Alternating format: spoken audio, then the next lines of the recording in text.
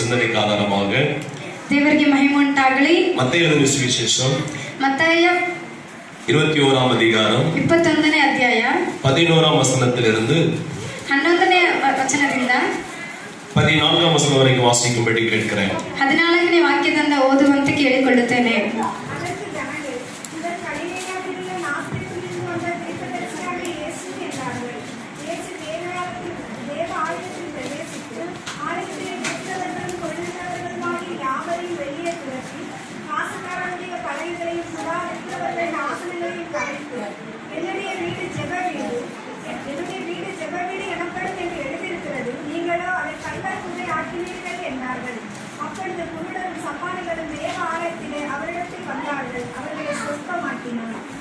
ஹல்லேலூயா. கன்னಡ வாசிக்கும்படி கேட்கிறேன். ಅದಕ್ಕೆ ಆ ಜನರ ಗುಂಪಿನವರು, ಈತನು ಆ ಪ್ರವಾದಿ, ಗಲಿಲಾಯದ ನಜರೇತಿನ ಯೇಸು ಅಂದರು. ಬಳಿಕ ಯೇಸು ದೇವಾಲಯಕ್ಕೆ ಹೋಗಿ ಅದರಲ್ಲಿ ಮಾರುವ ಕೊಳ್ಳುವ ಎಲ್ಲರನ್ನು ಹೊರಡಿಸಿಬಿಟ್ಟು ಶನಿವಾರರ ಮೇಜುಗಳನ್ನು ಪಾರಿವಾಳ ಮಾರುವವರ ಕಾಲ್ಮನೆಗಳನ್ನು ಕೆಡವಿ ಅವರಿಗೆ, ನನ್ನ ಆಲಯವು ಪ್ರಾರ್ಥನಾಲಯವೆನ್ನಿಸಿಕೊಳ್ಳುವುದು ಎಂದು ಬರೆದಿದೆ, ಆದರೆ ನೀವು ಅದನ್ನು ಕಳ್ಳರ ಗವಿ ಮಾಡುತ್ತೀರಿ ಎಂದು ಹೇಳಿದನು. ಆಗ ಕುರುಡರು ಕುಂಟರು ದೇವಾಲಯದಲ್ಲಿ ಆತನ ಬಳಿಗೆ ಬರಲು ಅವರನ್ನು ಸ್ವಸ್ಥ ಮಾಡಿದನು. 13ஆம் வசனத்தில் வாசிக்கும் போது 13ನೇ ವಾಕ್ಯವನ್ನು ಓದುವಾಗ, என்னுடைய வீடு ನನ್ನ ಆಲಯವು ஜெப வீடு எனப்படும். ಪ್ರಾರ್ಥನೆಯ ಆಲಯ ಎಂಬುದು. ஆமென். ஹல்லேலூயா. ಹಲ್ಲೆಲೂಯಾ. என்னுடைய வீடு என்று சொன்னால் ನನ್ನ ಆಲಯವು ಎಂದು ಹೇಳಿದರೆ கிறிஸ்துவின் ரத்தத்தினால் சபை கட்டப்பட்டிருக்கிறது. ಕ್ರೈಸ್ತರ ರಕ್ತದಿಂದ ಸಭೆಯು ಕಟ್ಟಲ್ಪಟ್ಟಿದೆ. இயேசுவின் ரத்தத்தினால், அவருடைய சொந்த ரத்தத்தினால் சபையை கட்டியிருக்கிறபடியால், ಯೇಸುವಿನ ಸ್ವಂತ ರಕ್ತದಿಂದ ಆಲಯವು ಕಟ್ಟಿರುವುದರಿಂದ ஆண்டவர் சொல்கிறார், இது என்னுடைய வீடு என்று கர்த்தர் சொல்கிறார். ದೇವರು ಹೇಳುತ್ತಾರೆ, ಇದು ನನ್ನ ಆಲಯ ಎಂಬುದಾಗಿ. என்னுடைய வீடா இருக்கிறபடியால், ನನ್ನ ಆಲಯವಾಗಿರುವುದರಿಂದ, இது நம்முடைய பார்வைக்கு இது கிறிஸ்துவினுடைய வீடு. ಇದು ಕ್ರೈಸ್ತನ ಮನೆ. நம்ம எல்லாருக்குமே வீடுகள் இருக்கிறது. ನಮ್ಮೆಲ್ಲರಿಗೂ ಮನೆಗಳು ಇದೆ. குடியிருப்பதற்கு தேவன் நமக்கு ஒரு வீட்டை கொடுத்திருக்கிறார். ಇರುವುದಕ್ಕೆ ದೇವರು ಒಂದು ಮನೆಯನ್ನು ಕೊಟ್ಟಿದ್ದಾರೆ. ஆனால் இது கிறிஸ்துவினால் தேவன் ஏற்படுத்தி வைத்திருக்கிற வீடு. ಆದರೆ ಇದು ಕ್ರೈಸ್ತನಿಂದ ದೇವರು ಕೊಡಲ್ಪಟ್ಟಿರುವ ಮನೆ. தேவனுடைய வீடா இருக்கிறபடியால், ದೇವರ ಮನೆಯಾಗಿರುವುದರಿಂದ, அந்த அவருடைய வீட்டில் அவர் என்ன செய்கிறார் என்று சொன்னால், ಅವರ ಮನೆಯಲ್ಲಿ ಅವರು ಏನು ಮಾಡುತ್ತಾರೆಂದರೆ, இந்த இடத்தில் அவர் ஆளுகை செய்கிறவராக இருக்கிறார். ಆತನು ಈ ಜಾಗದಲ್ಲಿ ಆಳ್ವಿಕೆ ಮಾಡುವವನಾಗಿದ್ದಾನೆ. அவர் ஆளுகை செய்கிறபடியால், ಆಳ್ವಿಕೆ ಮಾಡುವುದರಿಂದ தகுதி இல்லாத நம்மை, ಯೋಗ್ಯರಿಲ್ಲದಿರುವ ನಮ್ಮನ್ನು அவர் நம்மை தகுதிப்படுத்துவதற்கு தேவன் இந்த இடத்தில் ஆளுகை செய்து கொண்டிருக்கிறார். ನಮ್ಮನ್ನು ಯೋಗ್ಯರಾಗಿ ಮಾಡುವುದಕ್ಕೋಸ್ಕರ ದೇವರು ಈ ಸ್ಥಳದಲ್ಲಿ ವಾಸ ಮಾಡುತ್ತಿದ್ದಾರೆ. ஆண்டவர் அவர் ஆளுகை செய்கிறபடியால், ಆತನು ಆಳ್ವಿಕೆ ಮಾಡುವುದರಿಂದ, அவர் ஆளுகை செய்து கொண்டிருக்கிறார் இந்த இடத்தில். ಅವರು ಆಳ್ವಿಕೆ ಮಾಡುತ್ತಿದ್ದಾರೆ. அவர் இந்த உலகத்தில் எத்தனை அரண்மனைகள் இருந்தாலும், ಅವರು ಈ ಲೋಕದಲ್ಲಿ ಎಷ್ಟೇ ಅರಮನೆಗಳು ಇದ್ದರೂ, அவருடைய சமூகத்திற்கென்று தேவன் ஒரு விசேஷித்த கிருபைகளை கர்த்தர் வைத்திருக்கிறார். ಆತನ ಸಮ್ಮುಖಕ್ಕೆ ದೇವರು ಒಂದು ವಿಶೇಷ ಕೃಪೆಯನ್ನು ಕೊಟ್ಟಿದ್ದಾರೆ. ஆகினால் அந்த வசனம் சொல்லுகிறது, ಆದ್ದರಿಂದ ವಾಕ್ಯವು ಹೇಳುತ್ತದೆ, இது என்னுடைய வீடு, ಇದು ನನ್ನ ಆಲಯ. இந்த ஆமென், இது என்னுடைய வீடா இருக்கிறபடியால் ஜெப வீடாக இருக்கிறது. ಇದು ನನ್ನ ಆಲಯವಾಗಿರುವುದರಿಂದ ಪ್ರಾರ್ಥನೆಯ ಮನೆಯಾಗಿದೆ.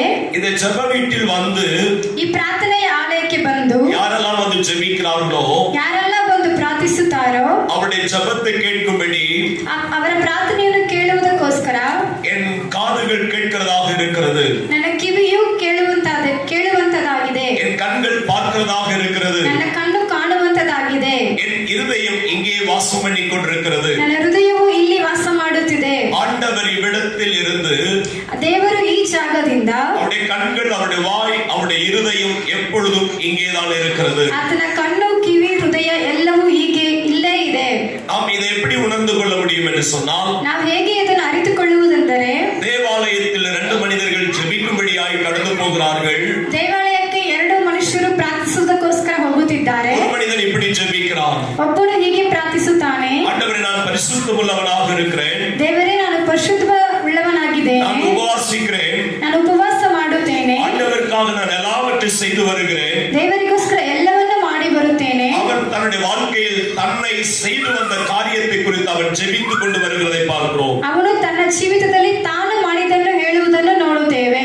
இன்னொரு மனுஷனை குறித்து சொல்லும்போது, ಇನ್ನೊಬ್ಬನನ್ನು ಕುರಿತು ಹೇಳುವಾಗ, அவன் ஜெபிக்கிற ஜெபம் எப்படி இருக்கிறது என்று சொன்னால், ಅವನು ಪ್ರಾರ್ಥಿಸುವ ಪ್ರಾರ್ಥನೆ ಪಾಪಿಯಾದ ಮನುಷ್ಯನ್ ನಾನು ಪಾಪಿಯಾದ ಮನುಷ್ಯ, என் ஜெபத்தை கேளும் ನನ್ನ ಪ್ರಾರ್ಥನೆಯನ್ನು ಕೇಳು என்று சொன்னபோது ಎಂದು ಹೇಳುವಾಗ ஆண்டவர் அவனுடைய ஜெபத்தை கேட்டு ದೇವರು ಆ ಪ್ರಾರ್ಥನೆಯನ್ನು ಕೇಳಿ அவர் பதில் கொடுக்கிறதை குறித்து பார்க்கிறோம். ಉತ್ತರವನ್ನು ಕೊಡುವುದನ್ನು ನೋಡುತ್ತೇವೆ. அப்ப ஆண்டுடைய சமூகத்தில் இது அவருடைய வீடாக இருக்கிறபடினால் ದೇವರ ಸಮ್ಮುಖದಲ್ಲಿ ದೇವರ ಆಲಯವು ಇದಾಗಿದೆ. அவருடைய வீட்டில் வருகிறவர்கள் எப்படிப்பட்டவர்களாக இருக்க வேண்டும் என்று கர்த்தர் எதிர்பார்க்கிறார். ಅವರ ಆಲಯಕ್ಕೆ ಬರುವವರು ಹೇಗೆ ಇರಬೇಕು ಎಂಬುದನ್ನು ದೇವರು ಇಚ್ಛಿಸುತ್ತಾನೆ.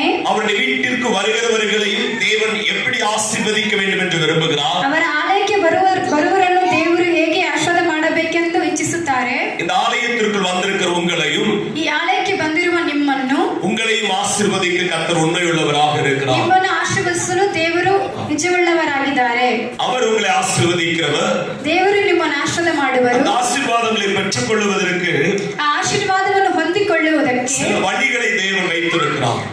ಕೆಲವು ದಾರಿಯನ್ನು ದೇವರು ಇಟ್ಟಿದ್ದಾರೆ. அந்த வழிகளின் வழியாய்த்தான் அந்த ஆசீர்வாதங்களை பெற்றுக்கொள்ள ಆ முடியும். ದಾರಿಯಲ್ಲಿ ಹೋದರೆ ಮಾತ್ರ ಆ ಆಶೀರ್ವಾದವು ನಮಗೆ ಸಿಗುತ್ತದೆ. அந்த வழிகள் எப்படிப்பட்டதாக இருக்கிறது என்று சொன்னால் ಆ ದಾರಿಯು ಹೇಗೆ ಇದೆ ಎಂಬುದಾದರೆ பழைய ஏற்பாட்டில் வாசிக்கும் போது ಹಳೆ ಒಡಂಬಡಿಕೆಯಲ್ಲಿ ಓದುವಾಗ 2 நாளாகவும் 7ஆம் அதிகாரம் ಎರಡು ಪೂರ್ವಕಾಲ ವೃತ್ತಾಂತ 20ஆம் வசனத்தை வாசிக்கும்படி கேட்கிறேன்.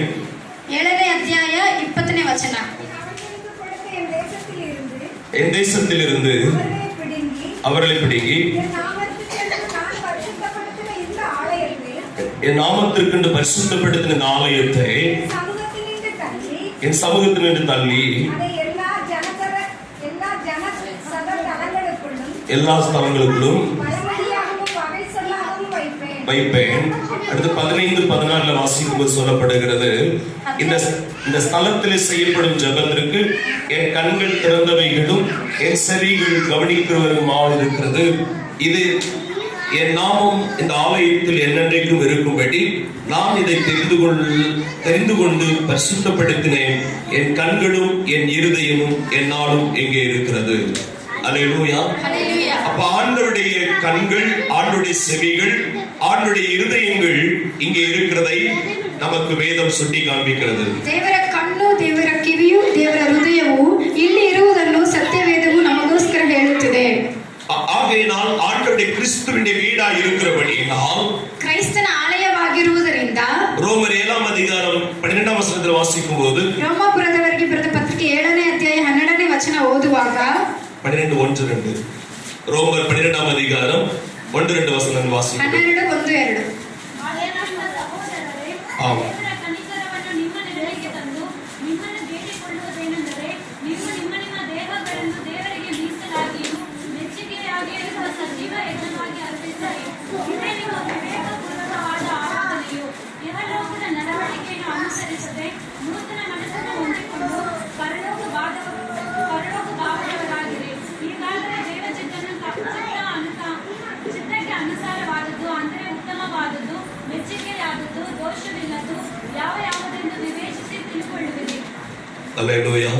இங்க பார்க்கும்போது அவருடைய வசனம் சொல்லுகிறது, ಇಲ್ಲಿ ನೋಡುವಾಗ ದೇವರ ವಾಕ್ಯವು ಹೇಳುತ್ತದೆ, அவருடைய கண்கள், அவருடைய செவிகள், அவருடைய இருதயம் இங்கே இருக்கிறபடியினால் ದೇವರ ಕಣ್ಣು, ಕಿವಿ, ಹೃದಯ ಇಲ್ಲಿ ಇರುವುದರಿಂದ இங்க ஆண்டவருடைய வார்த்தை சொல்லுகிறது, ಇಲ್ಲಿ ದೇವರ ವಾಕ್ಯವು உங்கள் ಹೇಳುತ್ತದೆ, சரீரங்களில் பரிசுத்தமும் ನಿಮ್ಮ ಶರೀರತೆಯಲ್ಲಿ ಪರಿಶುದ್ಧವು தேவனுக்கு பிரியமான ದೇವರಿಗೆ ಪ್ರಿಯವಾದ ஜீவ பலியாக ஒப்புக் கொடுக்க வேண்டும் என்று ಜೀವ ಬಲಿಯಾಗಿ ಒಪ್ಪಿಸಿಕೊಡಬೇಕೆಂದು வேண்டுகிறேன் என்று சொல்லப்பட்டிருக்கிறது. ಕೇಳಿಕೊಳ್ಳುತ್ತೇನೆ ಎಂಬುದಾಗಿ ಹೇಳಲ್ಪಟ್ಟಿದೆ.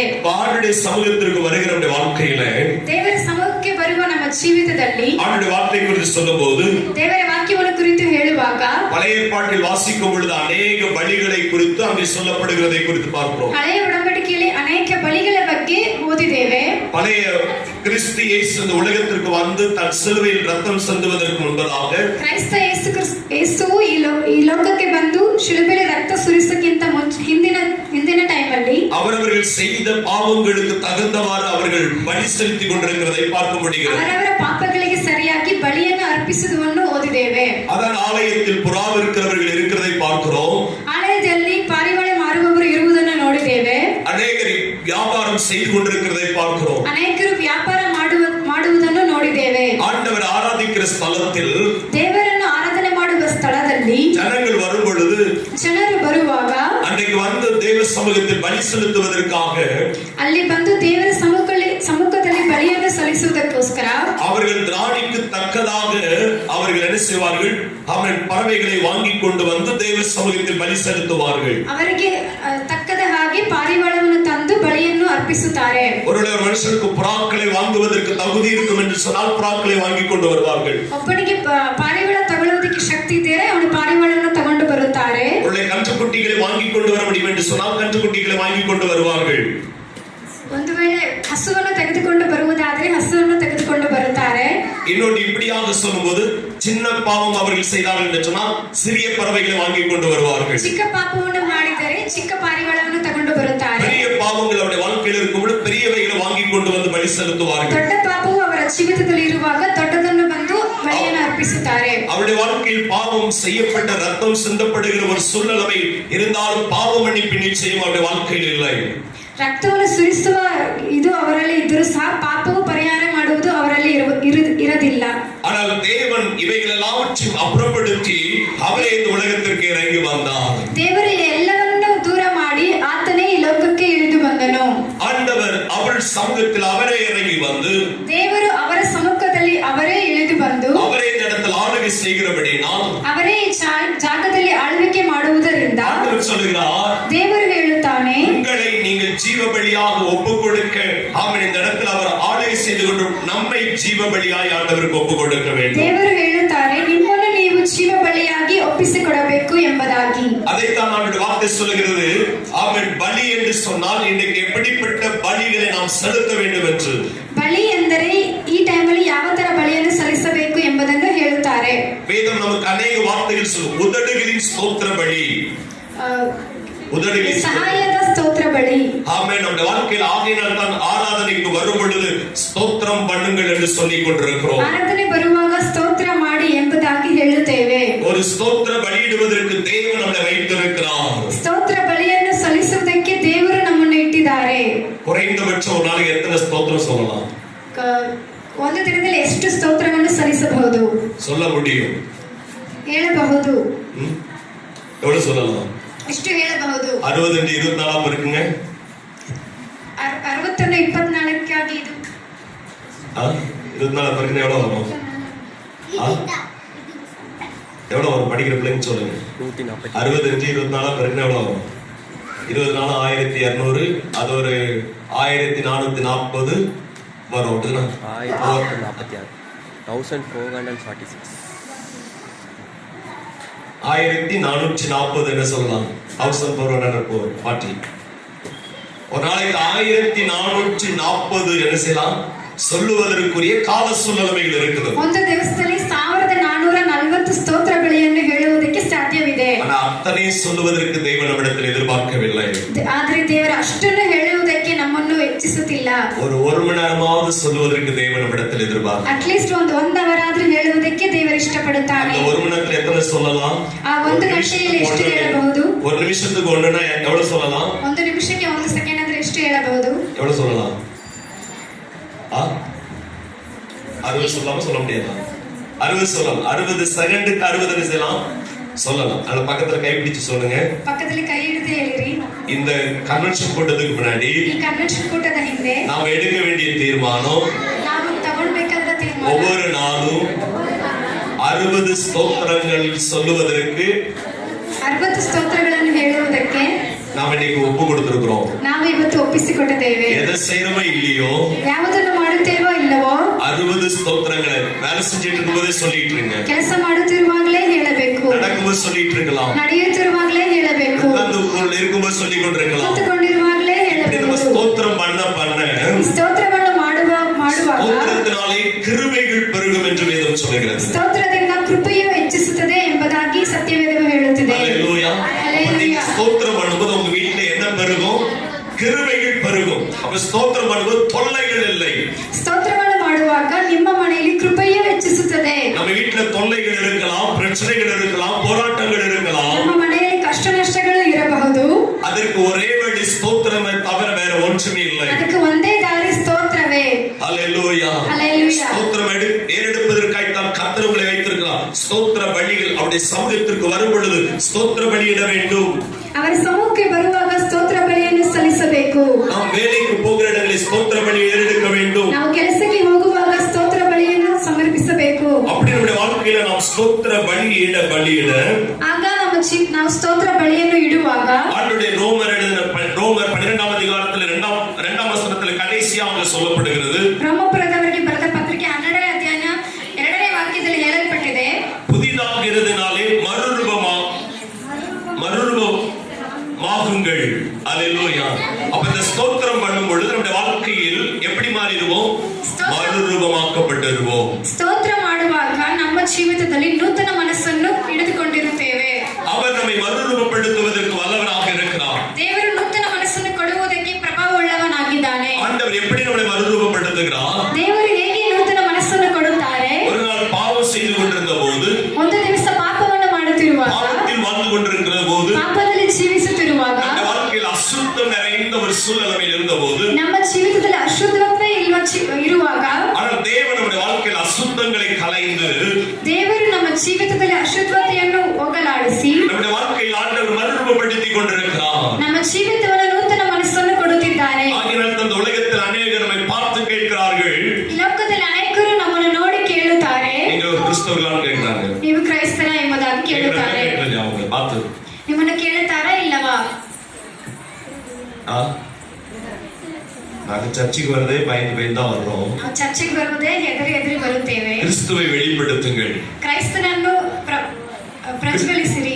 அவர்தான் நமது உலகத்திற்கு எல்லாவற்றுக்கும் எல்லாமாக இருக்கிறார். ಅವರೇ ಈ ಲೋಕಕ್ಕೆ ಎಲ್ಲವಾಗಿದ್ದಾರೆ.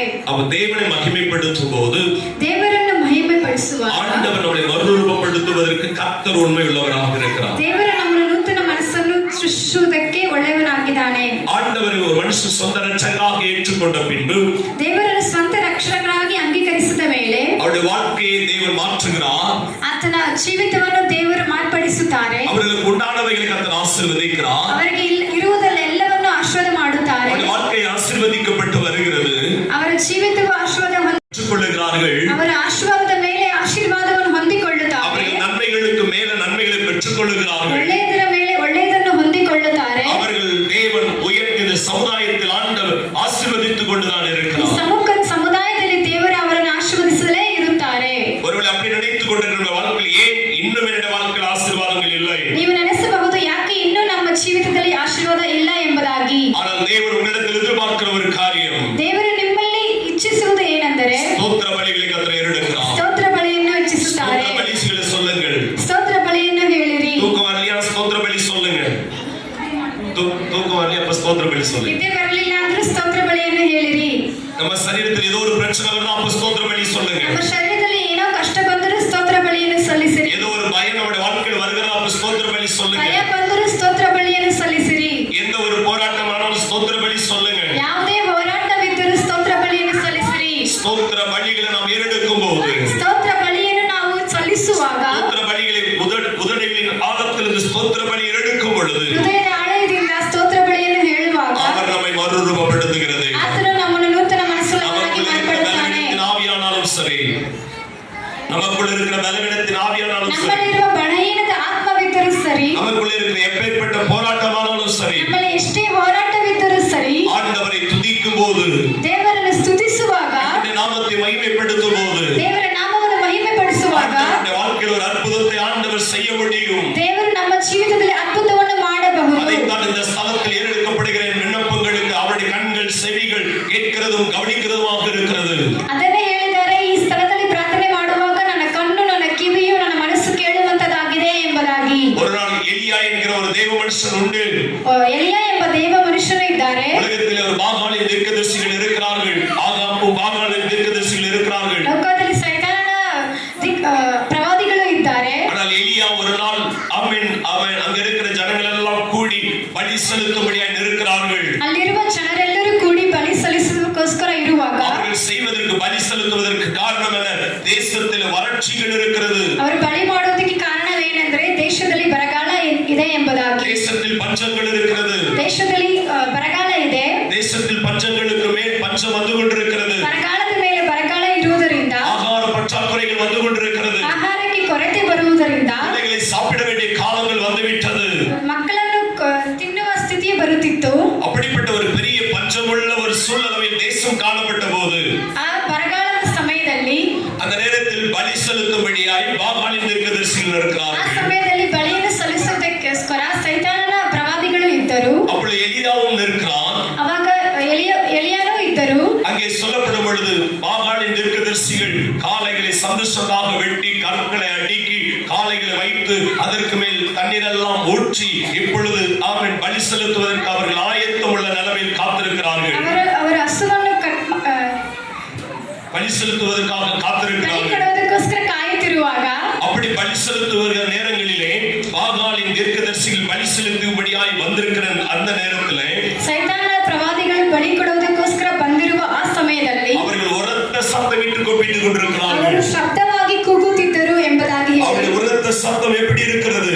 ಆ ಶಬ್ದವು ಹೇಗಿತ್ತೆಂದರೆ நாங்கள் ஆயத்தப்படுத்தி வைத்திருக்கிற பலிகள் பட்சிக்கப்பட வேண்டும் என்று கூப்பிடுகிறார்கள். ನಾವು ಸಿದ್ಧಪಡಿಸಿರುವ ಈ ಬಲಿಯು ದಹಿಸಬೇಕು ಎಂಬುದಾಗಿ ಕೇಳಿಕೊಂಡರು. அவர்கள் உரத்த சத்தமிடுகிறார்கள். ಅವರು ಮಹಾ ಶಬ್ದವನ್ನು ಕೂಗಿಕೊಂಡರು. தெய்வம் இறங்கி வர வேண்டும் என்று, ದೇವರು ಇಲ್ಲಿ ಇಳಿದು ಬರಬೇಕು ಎಂಬುದಾಗಿ ಹೇಳಿ, நாங்கள் செப்பனிடப்பட்டிருக்கிற பலிபீடம் சுட்டரிக்கப்பட வேண்டும் என்று அவர்கள் உரத்த சத்தமிட்டு ನಾವು கூப்பிடுகிறார்கள். ಆಯತ್ತ ಮಾಡಿರುವ ಈ ಬಲಿಪೀಠವು ದಹಿಸಲ್ಪಡಬೇಕು ಎಂಬುದಾಗಿ ಮಹಾ ಶಬ್ದದಿಂದ ಕೂಗಿದರು. காலையிலிருந்து மாலை வரைக்கும் கூப்பிட்டுக் கொண்டிருக்கிறார்கள். ಮುಂಚಾನೆಯಿಂದ ಸಾಯಂಕಾಲದವರೆಗೂ ಕೂಗುತ್ತಾನೇ ಇದ್ದರು. அங்கே ஒன்றும் நடக்கவில்லை. ಆದರೆ ಒಂದು ನಡೆಯಲಿಲ್ಲ. ஒரு மாற்றமும் வரவில்லை. ಒಂದು ಚೇಂಜಸ್ ಕೂಡ ಬರಲಿಲ್ಲ. ஒரு மாற்றமும் வரவில்லை. ಒಂದು ಬರಲಿಲ್ಲ. இந்த உலகத்தில் அநேக ஜனங்களும் அப்படித்தான். ಈ ಲೋಕದಲ್ಲಿ ಅನೇಕ ಜನರು ಹಾಗೆ ಇದ್ದಾರೆ. சரீரங்கள் கிளிக்கு ஒப்பு கொடுத்தாலும், ನನ್ನ ಶರೀರಕ್ಕೆ ಹಾನಿಕರ ಉಂಟು ಮಾಡಿದರೂ ಸಹ, எத்தனை வேஷங்கள் அணிந்தாலும், ಎಷ್ಟೇ ದೇಶಗಳು ಅಳಿತರೂ ಸಹ, எத்தனை வேஷங்கள் அணிந்து அவர்கள் வாழக்கூடிய சூழ்நிலையில் இருந்தாலும், ಅವರು ಬಾಳದೇ ಇರುವ ಸ್ಥಿತಿಯಲ್ಲಿ ಇದ್ದರೂ ಸಹ மனுஷன் வேஷங்களை மாற்றி பார்க்கிறான். ಅವರು ವೇಷಗಳನ್ನು ಚೇಂಜ್ ಮಾಡಿ ನೋಡುತ್ತಾರೆ. ஒவ்வொரு வருஷங்கள் மாற்றி பார்க்கிறான். ಎಲ್ಲವನ್ನೂ ಚೇಂಜ್ ಮಾಡಿ ನೋಡುತ್ತಾರೆ. எப்படியாவது இவன் வாழ்க்கையில் ஒரு மாற்றங்கள் வரும் என்று. ಹೇಗಾದ್ರೂ ನನ್ನ ಜೀವಿತದಲ್ಲಿ ಮಾರ್ಪಡಿಕೆ ಬರಬೇಕು ಎಂಬುದಾಗಿ தன்னை மாற்றிக்கொண்டாலும், ಎಷ್ಟೇ ಜನ ನನ್ನನ್ನು ಚೇಂಜ್ ಮಾಡಿಕೊಂಡರು, அவருடைய வாழ்க்கையில் மாற்றங்கள் இல்லை.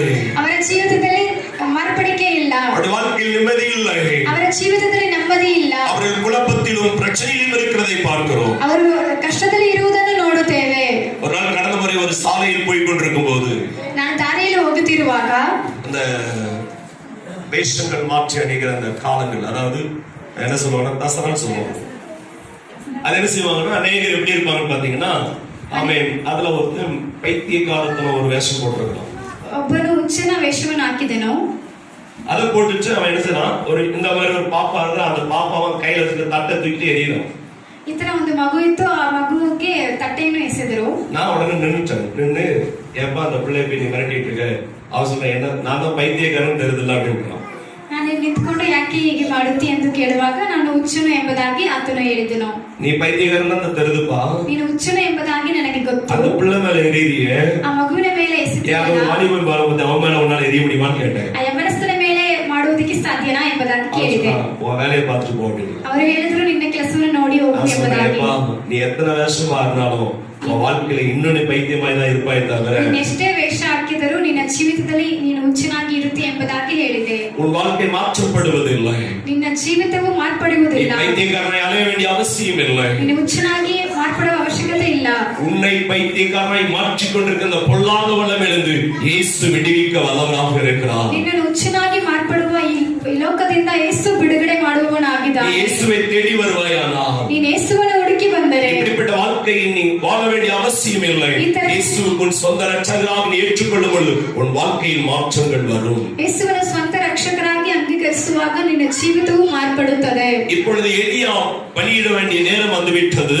ಇವಾಗ ಎಲಿಯನ್ನು ಬಲಿ ಕೊಡುವ ಸಮಯ ಬರುತ್ತಿದೆ. எலியா அவர்களை பார்த்து சொல்லுகிறான், ಎಲಿಯಾ ನೋಡಿ ಹೇಳುತ್ತಾರೆ, இது செப்பனிடப்பட்டிருக்கிற பலியின் மேல் காளைகளின் மேல் இப்பொழுது எவ்வளவு தண்ணீர் கொண்டு வந்து ஊற்ற முடியுமோ அவ்வளவு தண்ணீர் கொண்டு வந்து ஊற்றுங்கள் என்று சொன்னார். ಆಯತ್ತ ಮಾಡಿದ ಹಸುವಿನ ಮೇಲೆ ಎಷ್ಟು ನೀರನ್ನು ಹಾಕುವುದಕ್ಕೆ ಸಾಧ್ಯವೋ ಅಷ್ಟು ನೀರನ್ನು ಹಾಕಿ ಎಂಬುದಾಗಿ ಹೇಳಿದರು. எல்லாவற்றையும் ஊற்றி நிரப்பப்பட்டிருந்தது. ಎಲ್ಲವನ್ನೂ ಹಾಕಿ ತುಂಬಲ್ಪಟ್ಟಿತು. ஆனால் எலியா தேவனை நோக்கி கூப்பிடுகிறான். ಎಲಿಯನು ದೇವರನ್ನು ನೋಡಿ ಕೂಗುತ್ತಾರೆ. ஆபிரகாமின் தேவனும் ಅಬ್ರಹಾಮನ ದೇವರು, ஈசாக்கின் தேவனும் ಇಸಾಕನ ದೇವರು, யாக்கோபின் தேவனுமாய் இருக்கிறவரே, ಯಾಕೋಬನ ದೇವರಾಗಿರುವ ಆತನೇ, நீர் என்னுடைய தேவனாய் இருக்கிறீர். ನೀನು ನನ್ನ ದೇವರಾಗಿದ್ದೀಯಾ. இப்பொழுது என்ன ஆண்டவர் இந்த பலியை பட்சித்து போடும்படியாக உம்முடைய வல்லமை வருவதாக, ಈ ಬಳಿಯನ್ನು ದಹಿಸಿ ಬಿಡುವಂತ ನಿನ್ನ ಪ್ರಭಾವವು ಇಲ್ಲಿ ಬರಲಿ ಎಂಬುದಾಗಿ உடனே கர்த்தருடைய வல்லமை வந்தது. ತಕ್ಷಣವೇ ಕರ್ತನ ಪ್ರಭಾವವು ಅಲ್ಲಿ ಇಳಿದು ಬಂದಿತು. அந்த பலியை பட்சித்து போட்டது. ಆ ಬಲಿಯನ್ನು ದಹಿಸಿ ಬಿಟ್ಟಿತು. எலியாவை கர்த்தர் வெட்கப்படுத்த விடவில்லை. ಎಲಿಯನ್ನು ನಾಚಿಕೆ ಪಡುವಂತೆ ಮಾಡಲಿಲ್ಲ. ஜீவனுள்ள தேவனை பிரதிபலித்த எலியாவை கர்த்தர் ஆசீர்வதிக்கிறதுக்கு அந்த தேசத்தில் வல்லவராக இருந்தார். ಜೀವನವನ್ನು ಆರಾಧನೆ ಮಾಡುವ ಎಲಿಯನನ್ನು ದೇವರು ಆಶೀರ್ವಾದ ಮಾಡಿ ಆ ದೇಶಕ್ಕೆ ಆಶೀರ್ವಾದವನ್ನು ಕೊಟ್ಟರು. இப்பொழுது சொல்கிறார்கள் எலியாவின் தேவன் நம்முடைய தேவன் என்று சொல்லக்கூடிய ஒரு கூட்டத்தை தேவன் ஏற்படுத்தி வைத்திருக்கிறார். ಇವಾಗ ಹೇಳ್ತಾರೆ ಎಲಿಯನ ದೇವರು ನಮ್ಮ ದೇವರು ಎಂಬುದಾಗಿ ಒಂದು ಕೂಟವನ್ನು ಆರಿಸಿಕೊಂಡಿದ್ದರು. மற்றவர்கள் பட்டயத்தினால் வெட்டக்கூடிய ஒரு சூழ்நிலை தேசங்களில் வந்தது. ಬೇರೆಯವರನ್ನು ಕತ್ತರಿಸಿ ಬಿಡುವ ಸ್ಥಿತಿಯು ಆ ದೇಶದಲ್ಲಿ ಬಂದಿತು. ஆனால் கர்த்தருடைய பிள்ளைகளே, ಆದರೆ ದೇವರ ಮಕ್ಕಳನ್ನು ஒருவேளை உங்களுக்கு விரோதமாக எத்தனை விதமான காரியங்களை செய்து வைத்திருக்கலாம். ನಿಮಗೆ ವಿರುದ್ಧವಾಗಿ ಎಷ್ಟೋ ಕಾರ್ಯವನ್ನು ಮಾಡಿರಬಹುದು. நீங்க காலையில வீட்டை விட்டு எந்திரிச்சு வெளியே வர்றீங்க. ನೀವು ಮನೆಯಿಂದ ಎದ್ದು ಆಚೆ ಬರ್ತೀರಾ. உங்க வீட்டு வாசல்ல ஒரு எலுமிச்சம்பழம் கிடக்குது வைங்க. ನಿಮ್ಮ ಮನೆಯ ಮುಂದೆ ಒಂದು ಲಿಂಬೆಹಣ್ಣು ಇದೆ ಅಂತ ನೋಡಿಕೊಳ್ಳಿರಿ. எப்படி இருக்குங்க உங்களுக்கு? ಹೇಗೆ ಇರುತ್ತೆ ನಿಮಗೆ? எப்படி இருப்பீங்க? ಹೇಗಿರುತ್ತೆ? பேசாம எடுத்து ஜூஸ் போட்டு குடிங்க. அல்லேலூயா. ಜ್ಯೂಸ್ ಹಾಕಿ ಕುಡಿಯಬೇಕು. உடனே பாஸ்டர் சுந்தரராஜ் அவங்களுக்கு போன் பண்ணி, பாஸ்டர் இப்பவுமே எங்க வீட்டுக்கு வாங்க, எங்க வீட்டு முன்னாடி ஒரு எலுமிச்சம்பழம் இருக்குது, எங்க கையினால அதை நாங்க எடுக்க முடியாது, நீங்க தான் வந்து எடுக்கணும்னு சொல்லக்கூடாது. ಪಾಸ್ಟರ್ಗೆ ಸುಂದರಾಜ್ ಅವರಿಗೆ ಕಾಲ್ ಮಾಡಿ ನೀವೇ ಬಂದು ಲಿಂಬೆಯನ್ನು ತೆಗಿಬೇಕು ಎಂಬುದಾಗಿ ಹೇಳಬಾರದು. நீங்க ஸ்தோத்திர பலி இடுகிறதுனாலே, ನೀವು ಸ್ತೋತ್ರ ಬಳಿ ಇಡುವಾಗ, நீங்க கர்த்தரை கூப்பிடுகிறபடினாலே, ನೀವು ದೇವರನ್ನು ಕೂಗುವಾಗ கர்த்தர் உங்கள் சத்தத்தை தேவன் கேட்கிறவராக இருக்கிறார். ದೇವರು ನಿಮ್ಮ ಶಬ್ದವನ್ನು ಕೇಳುವವರಾಗಿದ್ದಾರೆ. கர்த்தரை கூப்பிடும்போது அவர் உங்கள் நடுவில் அவர் கடந்து வருகிறார். ಯಾವ ಜಾಗದಲ್ಲೂ ನೀವು ದೇವರನ್ನು ಕೂಗುವಾಗ ಅವರು ನಿಮ್ಮ ಮಧ್ಯದಲ್ಲಿ ಬರುತ್ತಾರೆ. அவர் அந்த அதிகாரத்தை தேவன் உங்களுக்கு கொடுத்திருக்கிறார். ಆ ಅಧಿಕಾರವನ್ನು ದೇವರು ನಿಮಗೆ ಕೊಟ್ಟಿದ್ದಾರೆ. அதிகாரத்தின்படி ஜெயம் கொள்ள கர்த்தர் உதவி செய்வதற்கு தேவன் வல்லவராக இருக்கிறார். ಅಧಿಕಾರದಿಂದ ಜಯವನ್ನು ಹೊಂದುವುದಕ್ಕೆ ದೇವರು ನಿಮಗೆ ಸಹಾಯ ಮಾಡುತ್ತಾರೆ. அவருடைய வீடு ஸ்தோத்திர பலியிடுகிற வீடாக இருக்கிறது. ಅವರ ಆಲಯವು ಸ್ತೋತ್ರ ಬಲಿಯನ್ನು ಸಲ್ಲಿಸುವ ಆಲಯವಾಗಿದೆ. இரண்டாவது அவருடைய வீடு எப்படிப்பட்ட வீடாக இருக்கிறது? ಎರಡನೇದಾಗಿ ಆತನ ಮನೆಯು ಹೇಗೆ ಇದೆ ಎಂಬುದು, அது தங்கும் இடமாக இருக்கிறது. ಅದು ತಂಗಿಸುವ ಜಾಗವಾಗಿದೆ. சங்கீதம் 61:4 சொல்லும் பொழுது, 61:4 ಹೇಳುವಾಗ, அவருடைய கூடாரங்களில் நான் தங்குவேன் என்று தாவீது சொல்லுகிறதை குறித்து பார்க்கிறோம். ಆತನ ಆಲಯದಲ್ಲಿ ನಾನು ತಂಗಿರುತ್ತೇನೆ ಎಂಬುದಾಗಿ ದಾವೀದನ ಹೇಳುವುದನ್ನು ನೋಡುತ್ತೇವೆ. தாவீதை குறித்து சொல்லும்போது வேதம் அவன் ஒரு ராஜாவாக இருக்கிறான். ದಾವೀದನ ಕುರಿತು ಹೇಳುವಾಗ ಅವನು ಒಂದು ರಾಜನಾಗಿದ್ದಾನೆ. அவனுக்கு அரண்மனைகள் இருக்கிறது. ಆತನಿಗೆ ಅರಮನೆಗಳು ಇದೆ. அந்த அரண்மனைகளில் அவன் தங்குவதற்கு ஏற்ற சகல வசதிகளும் இருக்கிறது. ಆ ಅರಮನೆಯಲ್ಲಿ ಅವನು ತಂಗುವುದಕ್ಕೆ ಸಕಲ ವಸತಿಗಳು ಸಹ ಇದೆ. அவனுக்கு அவன் ஒன்றும் குறைவில்லாத எத்தனையோ ஆசீர்வதிக்கப்பட்டிருக்கிற ஒரு மனுஷன் இருக்கிறான். ಒಂದು ಕೊರತೆ ಇಲ್ಲದೆ ಆಶೀರ್ವಾದ ಹೊಂದಿದ ಮನುಷ್ಯ ಅವನು. ஆனால் அவனுடைய இருதயத்தில் ஒரு ஏக்கம் இருந்தது. ಆದರೆ ಅವನ ಹೃದಯದಲ್ಲಿ ಒಂದು ಚಿಂತೆ ಇತ್ತು. எப்படிப்பட்ட ஏக்கம் என்று சொன்னால், நான் கர்த்தருடைய சமூகத்திலே போய் தங்குவேன், அவருடைய கூடாரத்தில் தங்குவேன் என்ற ஒரு வாஞ்சை அவனுக்குள் இருந்தது. ನಾನು ಆತನ ಸಮ್ಮುಖದಲ್ಲಿ ಆತನ ಆಲಯದಲ್ಲಿ ತಂಗಿರುತ್ತೇನೆ ಎಂಬ ಚಿಂತೆ ಅವನಲ್ಲಿ ಇತ್ತು. அப்படிப்பட்ட வாஞ்சையை கர்த்தர் இந்த காலகட்டத்தில் ஆராதிக்கிற தேவ பிள்ளைகளுக்கு கர்த்தர் தருவதற்கு வல்லவராக இருக்கிறார்.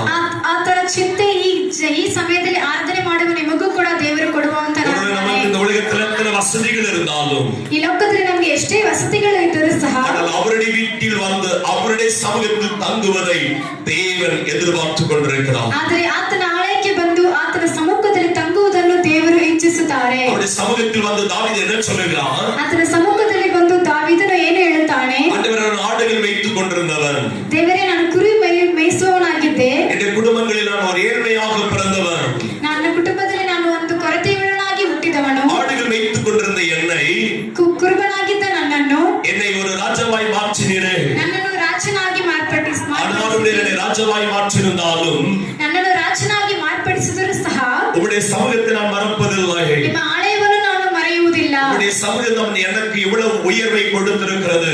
ನಿನ್ನ ಸಮ್ಮುಖವು ನನಗೆ ಎಷ್ಟು ಉನ್ನತವನ್ನು ಕೊಟ್ಟಿದೆ. உம்முடைய சமூகத்தில் வந்து தேவன் எனக்கு செய்த நன்மைகளை சொல்லி துதிப்பேன் என்று தாவீது ನಿನ್ನ வருகிறார். ಆಲಯಕ್ಕೆ ಬಂದು ದೇವರು ನನಗೆ ಮಾಡಿದ ಒಳ್ಳೆಯದನ್ನು ಹೇಳಿ ಸ್ತುತಿಸುತ್ತೇನೆ ಎಂಬುದಾಗಿ ದಾವೀದನು ಹೇಳಿದನು. ஆகையினால் அவருடைய கூடாரத்தில் வந்து தங்குவேன் என்று சொல்லுகிறார். ಆದ್ದರಿಂದ ಅವರ ಆಲಯಕ್ಕೆ ಬಂದು ತಂಗುತ್ತೇನೆ ಎಂಬುದಾಗಿ ಹೇಳುತ್ತಾರೆ.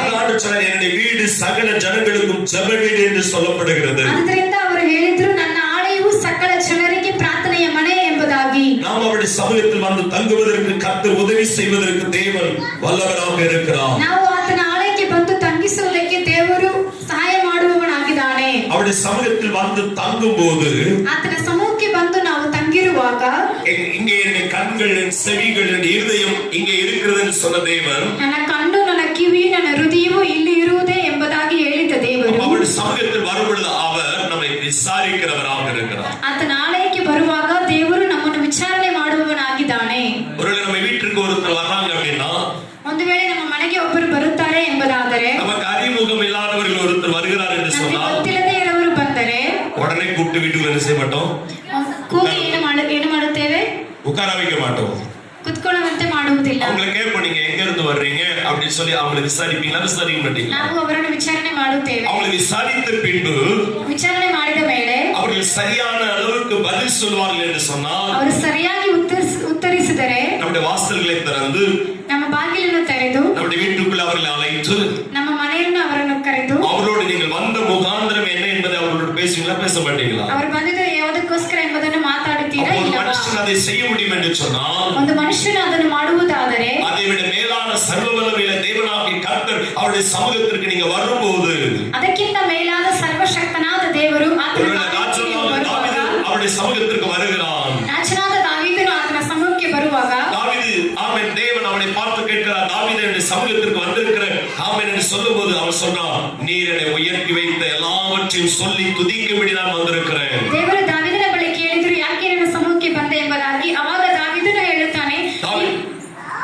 ನೀವು ನನಗೋಸ್ಕರ ಮಾಡಿದ ಎಲ್ಲವನ್ನು ಕುರಿತು ವಂದನೆಯನ್ನು ಸಲ್ಲಿಸುವುದಕ್ಕೆ ಬಂದಿದ್ದೇನೆ ಎಂಬುದಾಗಿ. இன்னும் தாவீதை பார்த்து கேட்கிறார், தாவீது இன்னும் நான் செய்ய வேண்டிய காரியங்கள் உனக்கு ஏதாவது உண்டா என்று கேட்கிறார். ದಾವೀದನ ನೋಡಿ ಕೇಳುತ್ತಾರೆ, ಇನ್ನೂ ನಾನು ಮಾಡಬೇಕಾದ ಕಾರ್ಯವು ಏನಾದರೂ ಉಂಟೋ ಎಂಬುದಾಗಿ. ஆண்டவரே, என்னை ராஜாவாய் வைத்திருக்கிறீர்கள், ದೇವರೇ, ನನ್ನನ್ನು ರಾಜನಾಗಿ ಇಟ್ಟಿದ್ದೀರಾ. எனக்கு எதிரிகள் உண்டு, ನನಗೆ ವಿರೋಧಿಗಳು ಉಂಟು, எனக்கு எதிரான சூழ்நிலைகள் உண்டு, ನನಗೆ ವಿರೋಧಿಗಳು ಉಂಟು, எல்லா விதங்களிலும் நெருக்கங்கள் எனக்கு இருக்கலாம், ಎಲ್ಲದರಿಂದ ನನಗೆ ಚಿಂತೆಗಳು ಉಂಟು, எல்லா விதத்திலும் எனக்கு உபத்திரவங்கள் வரலாம்.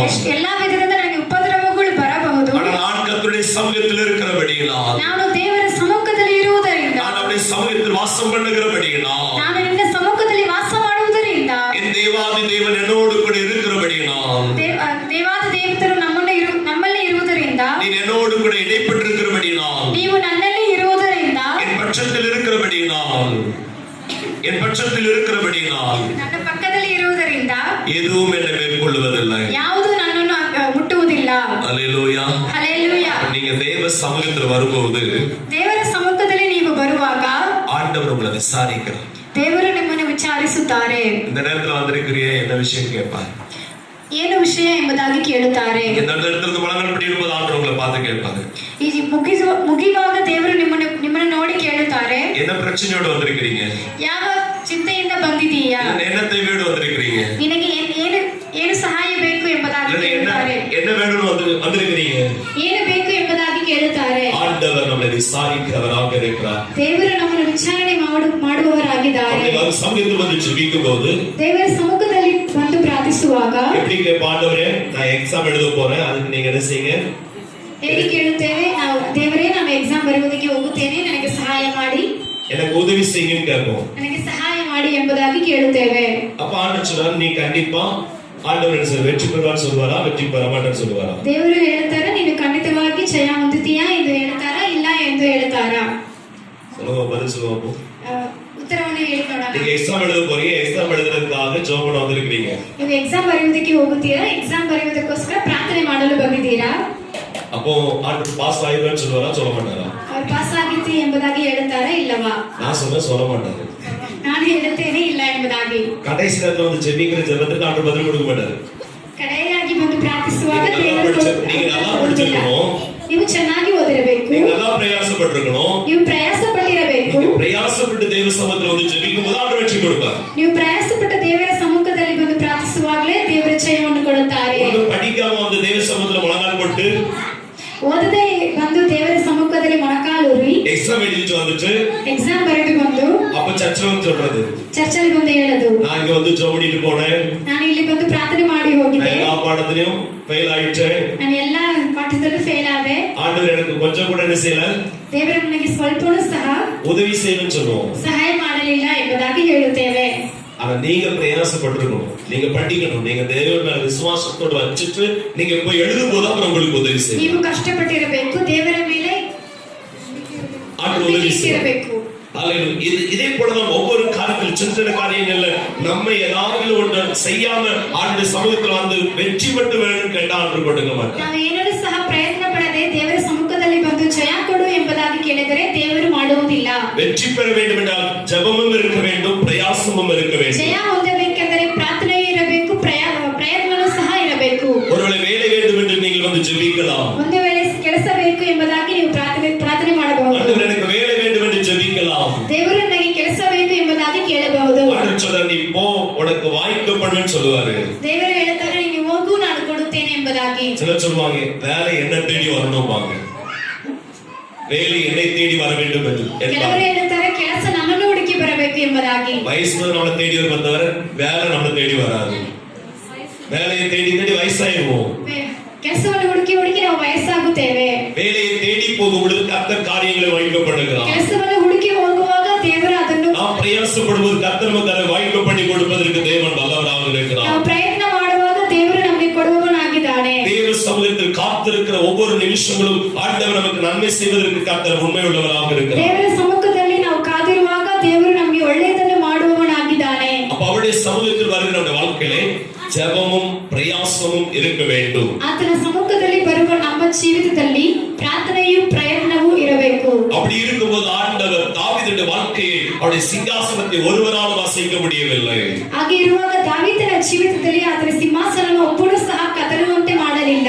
நீங்கள் தேவ சமூகத்தில் வந்து காத்திருக்கும் பொழுது, ನೀವು ದೇವರ ಸಮ್ಮುಖದಲ್ಲಿ ಬಂದು ಕಾದಿರುವಾಗ ஒருவர் உங்களை அசைக்க கூடாதபடிக்கு ಒಬ್ಬರು ನಿಮ್ಮನ್ನು ಬೀಳಲೊಡಿಸದೆ கர்த்தரை உங்களை உறுதியாய் வைத்திருக்கிற இடத்தில் தேவன் மேன்மைப்படுத்துவதற்கு கர்த்தர் உண்மையுள்ளவராக இருக்கிறார். ದೇವರು ನಿಮ್ಮನ್ನು ಉನ್ನತ ಸ್ಥಿತಿಗೆ ಮಾಡುವವನಾಗಿದ್ದಾನೆ. சிலர் எல்லாம் ஆமென் நம்ம கர்த்தருடைய சமூகத்திலிருந்து அநேக ஆசீர்வாதங்கள் பெற்றுக்கொள்வோம். ದೇವರ ಸಮ್ಮುಖದಲ್ಲಿ ಅನೇಕ ಆಶೀರ್ವಾದಗಳನ್ನು ಹೊಂದಿಕೊಳ್ಳುತ್ತೇವೆ. அதுக்கப்புறம் நம்ம ரொம்ப பிஸி ஆயிடுவோம். ಮತ್ತೆ ಅದರ ಮೇಲೆ ನಾವು ಬಿಸಿ ಆಗಿಬಿಡುತ್ತೇವೆ. ரொம்ப பிஸி ஆயிடுவோம். ತುಂಬಾ ಬಿಸಿ ಆಗಿಬಿಡುತ್ತೇವೆ. ரொம்ப பிஸி அதுக்கப்புறம் நம்ம என்ன செய்வோம்? ಆಮೇಲೆ ನಾವು ಏನು ಮಾಡುತ್ತೇವೆ? இந்த பக்கம் தலை வச்சு கூட நினைக்க மாட்டோம். ಇಲ್ಲಿ ಯಾರು ನೋಡುವುದಿಲ್ಲ. அவங்க அதுக்கப்புறம் சொல்லுவாங்க, ಅವರು ಬಂದ ಮೇಲೆ ಹೇಳ್ತಾರೆ, நான் இப்ப வீட்லயே ஜெபம் பண்ணிக்கிறேன், ಇವಾಗ ನಾನು ಮನೆಯಲ್ಲೇ ಪ್ರಾರ್ಥನೆ ಮಾಡುತ್ತೇನೆ, வீட்லயே ஆராதிச்சுக்கிறேன். ಮನೆಯಲ್ಲೇ ಪ್ರಾರ್ಥನೆ ಮಾಡುತ್ತೇನೆ. வீட்ல ஆராதிக்கிறது தப்பு இல்லை, ಮನೆಯಲ್ಲೇ ಆರಾಧಿಸುವುದು ತಪ್ಪಿಲ್ಲ, வீட்ல ஜெபிக்கிறது தவறு இல்லை. ಪ್ರಾರ್ಥನೆ ಮಾಡುವುದು ತಪ್ಪಿಲ್ಲ. தேவ சமூகத்தில் ஆராதனை நடக்கிற நேரத்தில் நாம் அவருடைய சமூகத்தில் வந்து நின்று கர்த்தரை ஆராதிக்க கர்த்தர் நமக்கு உதவி செய்ய கர்த்தர் உண்மையுள்ளவராக இருக்கிறார். ಆದರೆ ದೇವರ ಸಮ್ಮುಖದಲ್ಲಿ ಆರಾಧನೆ ನಡೆಯುವಾಗ ದೇವರ ಸಮ್ಮುಖಕ್ಕೆ ಬಂದು ಆರಾಧನೆ ಮಾಡುವುದಕ್ಕೆ ದೇವರು ನಮಗೆ ಸಹಾಯ ಮಾಡುತ್ತಾನೆ.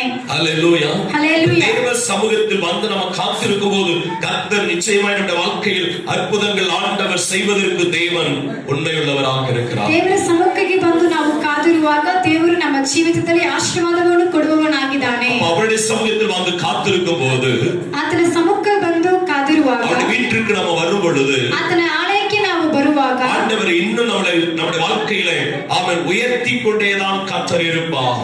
ದೇವರು ನಮ್ಮ ಜೀವಿತವನ್ನು ಉನ್ನತ ಮಾಡುತ್ತಾನೆ ಇರುತ್ತಾನೆ. அவர் உயர்த்தும் தேவனாக இருக்கிறார். ಆತನ ಉನ್ನತ ಸ್ಥಿತಿಯನ್ನು ಕೊಡುವವರಾಗಿದ್ದಾರೆ. தேவன் உயர்த்துவதற்கு அவர் உண்மையுள்ளவராக இருக்கிறார். ದೇವರು ಉನ್ನತವನ್ನು ಕೊಡುವುದಕ್ಕೆ ನಿಶ್ಚಯವುಳ್ಳವರಾಗಿದ್ದಾರೆ. ஆகையால் ஆராதனை ஒருபோதும் நம்முடைய வாழ்க்கையில மிஸ் பண்ணிடவே கூடாது. ಆದ್ದರಿಂದ ಆರಾಧನೆಯನ್ನು ಒಂದು ದಿನವೂ ನಾವು ಮಿಸ್ ಮಾಡಬಾರದು. ஹல்லேலூயா. ಹಲ್ಲೆಲೂಯಾ. இந்த வாழ்க்கையில 23 ஆண்டுகளில ನನ್ನ ಜೀವಿತದಲ್ಲಿ 23 ವರ್ಷಗಳ ஒரே ஒரு ஞாயிற்றுக்கிழமை மட்டும்தான் ஆராதனையை மிஸ் பண்ணேன். ಒಂದೇ ಒಂದು ಭಾನುವಾರ ಮಾತ್ರ ನಾನು ಆರಾಧನೆಯನ್ನು ಮಿಸ್ ಮಾಡಿದ್ದೇನೆ. எத்தனை வருஷத்துல? ಎಷ್ಟು ವರ್ಷದಲ್ಲಿ? 23 வருஷத்துல. 23 ವರ್ಷದಲ್ಲಿ. நீங்க வருஷத்துல 23 வாரத்துல எத்தனை வாரம் கட்டாயிடுறீங்க? ನೀವು ವರ್ಷದಲ್ಲಿ 23 ವಾರದಲ್ಲಿ ಎಷ್ಟು ವಾರ ಬರುವುದಿಲ್ಲ ಆಲಯಕ್ಕೆ? ஆமென். ரட்சிக்கப்பட்ட தேவ பிள்ளைகளாகிய நாம ஆமென் ஆண்டவரை துதிக்க கடமைப்பட்டிருக்க வேண்டும். ರಕ್ಷಣೆ ಹೊಂದಿದ ದೇವರ ಮಕ್ಕಳಾಗಿರುವ ನಾವು ದೇವರನ್ನು ಆರಾಧನೆ ಮಾಡುವುದಕ್ಕೆ ಯೋಗ್ಯವಾಗಿದ್ದೇವೆ. ஆமென். ஆனால் இரண்டாவது வாரம் ஆராதனை கட் பண்ண வேண்டிய ஒரு சூழ்நிலை வந்தது. ಎರಡನೇ ವಾರ ಆರಾಧನೆಯನ್ನು ಕಟ್ ಮಾಡುವ ಸ್ಥಿತಿ ಬಂದಿತು. அது எந்த சூழ்நிலை என்று சொன்னால், ಅದು ಯಾವ ಸ್ಥಿತಿ ಎಂದರೆ, என்னுடைய வலது காலிலே ನನ್ನ ಬಲಗಾಲಿನಲ್ಲಿ நான் இருந்ததான ஒரு வீட்டில் வாடகை வீட்டில் இருந்தேன். ನಾನು ಬಾಡಿಗೆ ಮನೆಯಲ್ಲಿ ಇದ್ದೆ. அது ஒரு பெரிய காம்பவுண்ட் வால். ಒಂದು ದೊಡ್ಡ ಕಾಂಪೌಂಡ್. அந்த கேட் பிள்ளைகளெல்லாம் சேர்ந்து சாத்தும் போது அது வீல் நவுண்டு விட்டது. ಗೇಟನ್ನು ಇದು ಮಾಡುವ ಜರುಗಿಸುವಾಗ ಅದು ಇದಾಗಿತ್ತು. இப்பொழுது அந்த கேட் திறக்க முடியாத ஒரு சூழ்நிலை வந்தபோது ಅದನ್ನು ತೆಗೆಯದೇ ಇರುವ ಸ್ಥಿತಿ ಬಂದಾಗ கடப்பார கம்பியை கொண்டு போய் அந்த கேட்டை நான் என்ன பண்ணேன், ஒத்தால அந்த கம்பி அந்த வீல் நவுண்டுச்சு சொல்லி லேசா நம்பினா தூக்கி விட்டு அந்த வீல் அந்த தண்டவாளத்துல வந்து உட்கார்ந்துரும் அப்படின்னு நினைச்சிட்டு அதை தூக்குவதற்கு முயற்சித்தேன். ಅದನ್ನು ಸರಿ ಮಾಡುವುದಕ್ಕೆ ನಾನು ಪ್ರಯತ್ನ ಪಟ್ಟೆ. ஆனால் அது என்ன செய்தது என்று சொன்னால், தூக்குவதற்கு முயற்சிப்பட்ட அந்த கேட் ஏன் அடி விழுந்துச்சு. ಅದನ್ನು ಪ್ರಯತ್ನ ಮಾಡುತ್ತಿರುವಾಗ ಆ ಗೇಟ್ ನನ್ನ ಮೇಲೆ ಬಿತ್ತು. கிட்டத்தட்ட 150 கிலோமீட்டர் மேல இருக்கும். ಅದು ಒಂದು 150 ಕಿಲೋ ಮೇಲೆ ಇತ್ತು. அந்த கேட்டுக்குள்ள நான் மாட்டிக்கிட்டதுனால அப்படியே கால் மடங்கினதுனாலே வலது காலில முட்டுக்கு கீழே எலும்பு முறிந்து போய்விட்டது. ಆ ಗೇಟಿನ ಕೆಳಗೆ ನನ್ನ ಕಾಲು ಬಿದ್ದಿದ್ದರಿಂದ ಎಲುಬು ಮುರಿದೋಯ್ತು. அந்த சூழ்நிலையிலே கேட்டை தாங்கி பிடிக்கிறதுக்கு என்னால முடியவில்லை. ಆ ಗೇಟನ್ನು ಹಿಡಿಯುವುದಕ್ಕೆ ನನ್ನಿಂದ ಆಗಲಿಲ್ಲ. ஆனால் எல்லாரும் வெளியே வா என்று சொல்லுவதற்கு நின்று கொண்டிருக்கிறார்கள். ஆனால் யாருடைய சத்தமும் எனக்கு கேட்கவில்லை. ಆಚೆ ಬನ್ನಿ ಎಂಬುದಾಗಿ ಎಲ್ಲರೂ ಕೂಗುತ್ತಿದ್ದರು, ಆದರೆ ಯಾರ ಶಬ್ದವೂ ನನಗೆ ಕೇಳಿಸಲಿಲ್ಲ. 3 பேர் கேட்டு தூக்கி பார்க்கிறார்கள், தூக்க முடியவில்லை. 3 ಜನ ಅದನ್ನು ಎತ್ತಿದ್ರು ಸಹ ಎತ್ತಕ್ಕೆ ಆಗಲಿಲ್ಲ. இன்னும் அநேக தெருக்களிலிருந்து ஓடி வந்து கிட்டத்தட்ட 9 பேருக்கு மேலாக அந்த கேட்டை தூக்கி அப்புறப்படுத்தினார்கள். 9 ಜನ ಮೇಲಾಗಿ ಆ ಗೇಟನ್ನು ತೆಗೆದು ಬಿಟ್ಟರು. அப்படிப்பட்ட சூழ்நிலையில் மருத்துவமனையில் அனுமதிக்கப்பட்டிருந்த போது ಆವಾಗ ನಾನು ಹಾಸ್ಪಿಟಲ್ ಇರುವಾಗ டாக்டர் கேட்ட என்னால் ஆராதனை செய்யாமல் இருக்க முடியவில்லை. ಡಾಕ್ಟರ್ ಬಳಿ ಕೇಳಿದೆ, ನಾನು ಆರಾಧನೆ ಮಾಡೋದಕ್ಕೆ ಆಗದೇ ಇರುವುದಿಲ್ಲ ಎಂಬುದಾಗಿ. உங்களுக்கு என்ன செய்யணும்னு கேட்டார் டாக்டர். ಆವಾಗ ನಾನು ಏನು ಮಾಡಬೇಕು ಎಂಬುದಾಗಿ ಕೇಳಿದರು. என்ன வீல் சேர்ல கொண்டு போயாத அந்த ஆலயத்துடைய சத்தமாவது என் காதுல கேட்பதற்காக என்ன கொண்டு போய் படிக்கட்டையாவது இங்க வச்சிருக்கேன்னு சொன்னேன். ನಾನು ವೀಲ್ ಚೇರ್ ಅಲ್ಲಾದ್ರೂ ಕರ್ಕೊಂಡು ಹೋಗಿ ಆಲಯ ಶಬ್ದವನ್ನು ಕೇಳುವಂತೆ ಮಾಡಿರಿ ಎಂಬುದಾಗಿ ಕೇಳಿಕೊಂಡೆ. டாக்டர் சொன்னார், உங்களுக்கு என்ன உதவி வேணாலும் செய்றேன்னு சொன்னார். ಯಾವ ಸಹಾಯ ಬೇಕೆಂದರೂ ಮಾಡುತ್ತೇನೆ ಎಂಬುದಾಗಿ ಹೇಳಿದರು. ஆலயத்துக்குள்ளே போக முடியவிட்டாலும் ಆಲಯಕ್ಕೆ ಒಳಗೆ ಹೋಗದೇ ಇದ್ದರೂ ಸಹ வெளியே இருந்து ஆராதிக்க கர்த்தர் உதவி செய்தார். ಆಚೆಯಿಂದ ಆರಾಧನೆ ಮಾಡೋದಕ್ಕೆ ದೇವರು ಸಹಾಯ ಮಾಡಿದರು. அந்த ஆராதனை தான் இன்றைக்கு என்னை காலோடு நெருக்கும்படி கர்த்தர் உதவி செய்திருக்கிறார். ಆರಾಧನೆಯಿಂದಲೇ ಇವಾಗ ನಾನು ಕಾಲಿನಿಂದ ನಿಲ್ಲುವುದಕ್ಕೆ ದೇವರು ಸಹಾಯ ಮಾಡಿದ್ದಾರೆ. ஒருவேளை அன்றைக்கு அந்த ஆராதனை குறித்து நான் ஒரு வைராக்கியம் இல்லாமல் இருந்தால், ಆ ಸ್ಥಿತಿಯಲ್ಲಿ ಆರಾಧನೆಯ ಬಗ್ಗೆ ಒಂದು ಚಿಂತೆ ನನಗೆ ಇಲ್ಲದಿದ್ದರೆ 3 மாதம் கழித்து என்னுடைய கால்களில் இன்ஃபெக்ஷன் ஆகி அந்த காலுடைய சதைகள் எல்லாம் அழுகி போக வேண்டிய நிலைமை வந்தது. 3 ತಿಂಗಳ ನಂತರ ಆ ಕಾಲಿನಲ್ಲಿ ಇನ್ಫೆಕ್ಷನ್ ಆಗಿರಬಹುದಾಗಿತ್ತು. அப்படிப்பட்ட சூழ்நிலையில் நான் ஆண்டவரை நோக்கி கதறி அழுத ஆரம்பித்தேன். ಆ ಸ್ಥಿತಿಯಲ್ಲಿ ದೇವರನ್ನು ನೋಡಿ ಕೂಗುವುದಕ್ಕೆ ಸ್ಟಾರ್ಟ್ ಮಾಡಿದೆ. ஆண்டவரே, கால்கள் எடுக்க வேண்டும் என்கிற மருத்துவருடைய ஆலோசனைகள் இருந்தாலும் ಡಾಕ್ಟರ್ ಹೇಳಿದ್ರು ಕಾಲನ್ನು ತೆಗೆಯಬೇಕು ಎಂಬುದಾಗಿ. ஆண்டவரே, கால் எடுப்பதற்கு முன்பதாக இந்த ஜீவனை வேண்டும் என்றால் எடுத்துக்கொள்ளும். ನನ್ನ ಕಾಲನ್ನು ತೆಗೆಯುವುದಕ್ಕಿಂತ ಮುಂಚೆ ನನ್ನ ಜೀವವನ್ನು ತೆಗೆದುಕೋ ಎಂಬುದಾಗಿ ನಾನು ಕೇಳಿಕೊಂಡೆ. ஒருவேளை இந்த ஜீவனோடு நீ வைத்துக் கொள்ள விரும்பினால், ನನ್ನ ಜೀವನಾಗಿ ನೀನು ನಿಲ್ಲಿಸುವುದಕ್ಕೆ ಇಷ್ಟಪಟ್ಟರೆ, என் கால்கள் இல்லாமல் இந்த உலகத்தில் நான் வாழ விரும்பவில்லை. ನಾನು ಕಾಲುಗಳು ಇಲ್ಲದೆ ಈ ಲೋಕದಲ್ಲಿ ಬಾಳುವುದಕ್ಕೆ ಇಷ್ಟಪಡುತ್ತಿಲ್ಲ. எனக்கு ஜீவனை கொடுத்திருக்கிறேன். ನನಗೆ ಜೀವವನ್ನು ಕೊಟ್ಟಿದ್ದೀರಾ. எனக்கு அந்த கால்கள் அழுகின நிலைமையோடு நான் வாழ விரும்பவில்லை. ಈ ಕಾಲುಗಳ ಈ ಸ್ಥಿತಿಯಲ್ಲಿ ಬಾಳುವುದಕ್ಕೆ ನಾನು ಇಷ್ಟಪಡುತ್ತಿಲ್ಲ. மருத்துவருடைய ஆலோசனை எடுத்துதான் ஆக வேண்டும் என்று சொல்லுகிறார்கள். ಡಾಕ್ಟರ್ಗೆ ಹೇಳುವುದನ್ನು ಕೇಳಬೇಕು ಎಂಬುದಾಗಿ ಹೇಳುತ್ತಾರೆ. எடுப்பதற்கு நான் என்னை ஒப்புக் கொடுக்கிறது அல்ல ஆண்டவரே. ಅದನ್ನು ಎದುರಿಸುವುದಕ್ಕೆ ನಾನು ಒಪ್ಪಿಕೊಡುವುದಿಲ್ಲ ಎಂಬುದಾಗಿ அதனுடைய வல்லமை நான் பார்க்க வேண்டும் ஆண்டவரே. ನಿನ್ನ ಪ್ರಭಾವವನ್ನು ನಾನು ನೋಡಬೇಕು ಎಂಬುದಾಗಿ ಕೇಳಿಕೊಂಡೆ. அதிசயங்களை நான் பார்க்க வேண்டும் ஆண்டவரே. ನಿನ್ನ ಅತಿಶಯವನ್ನು ನೋಡಬೇಕು ದೇವರೇ. கால் இல்லாமல் இந்த உலகத்தில் நான் ஊழியம் செய்ய விரும்பவில்லை ஆண்டவரே. ಕಾಲಿಲ್ಲದೆ ಈ ಲೋಕದಲ್ಲಿ ನಾನು ಆರಾಧನೆ ಮಾಡೋದಕ್ಕೆ ಇಚ್ಛಿಸುತ್ತಿಲ್ಲ. என் கால்களை திரும்ப எனக்கு தாரும் ஆண்டவரே. ನೀವು ನನಗೆ ನನ್ನ ಕಾಲುಗಳನ್ನು ತಿರುಗಿ ಕೊಡು ಎಂಬುದಾಗಿ இன்னைக்கு கர்த்தருடைய சமூகத்தில் அதை கேட்டபடியினால் ಇವಾಗ ದೇವರ ಸಮ್ಮುಖದಲ್ಲಿ ನಾನು ಕೇಳುವುದರಿಂದ இன்னைக்கு மான் கால்களை போல கர்த்தர் கொடுத்திருக்கிறார். ದೇವರು ಜಿಂಕೆಯ ಕಾಲಿನ ಹಾಗೆ ಕಾಲನ್ನು ಕೊಟ್ಟಿದ್ದಾರೆ. ஹல்லேலூயா. ಹಲ್ಲೆಲೂಯಾ. இன்னைக்கு 600 கிலோமீட்டர் அளவுல கார் ஓட்டனாலும் அதை ஓட்டக்கூடிய பலனை கர்த்தர் கொடுத்திருக்கிறார்.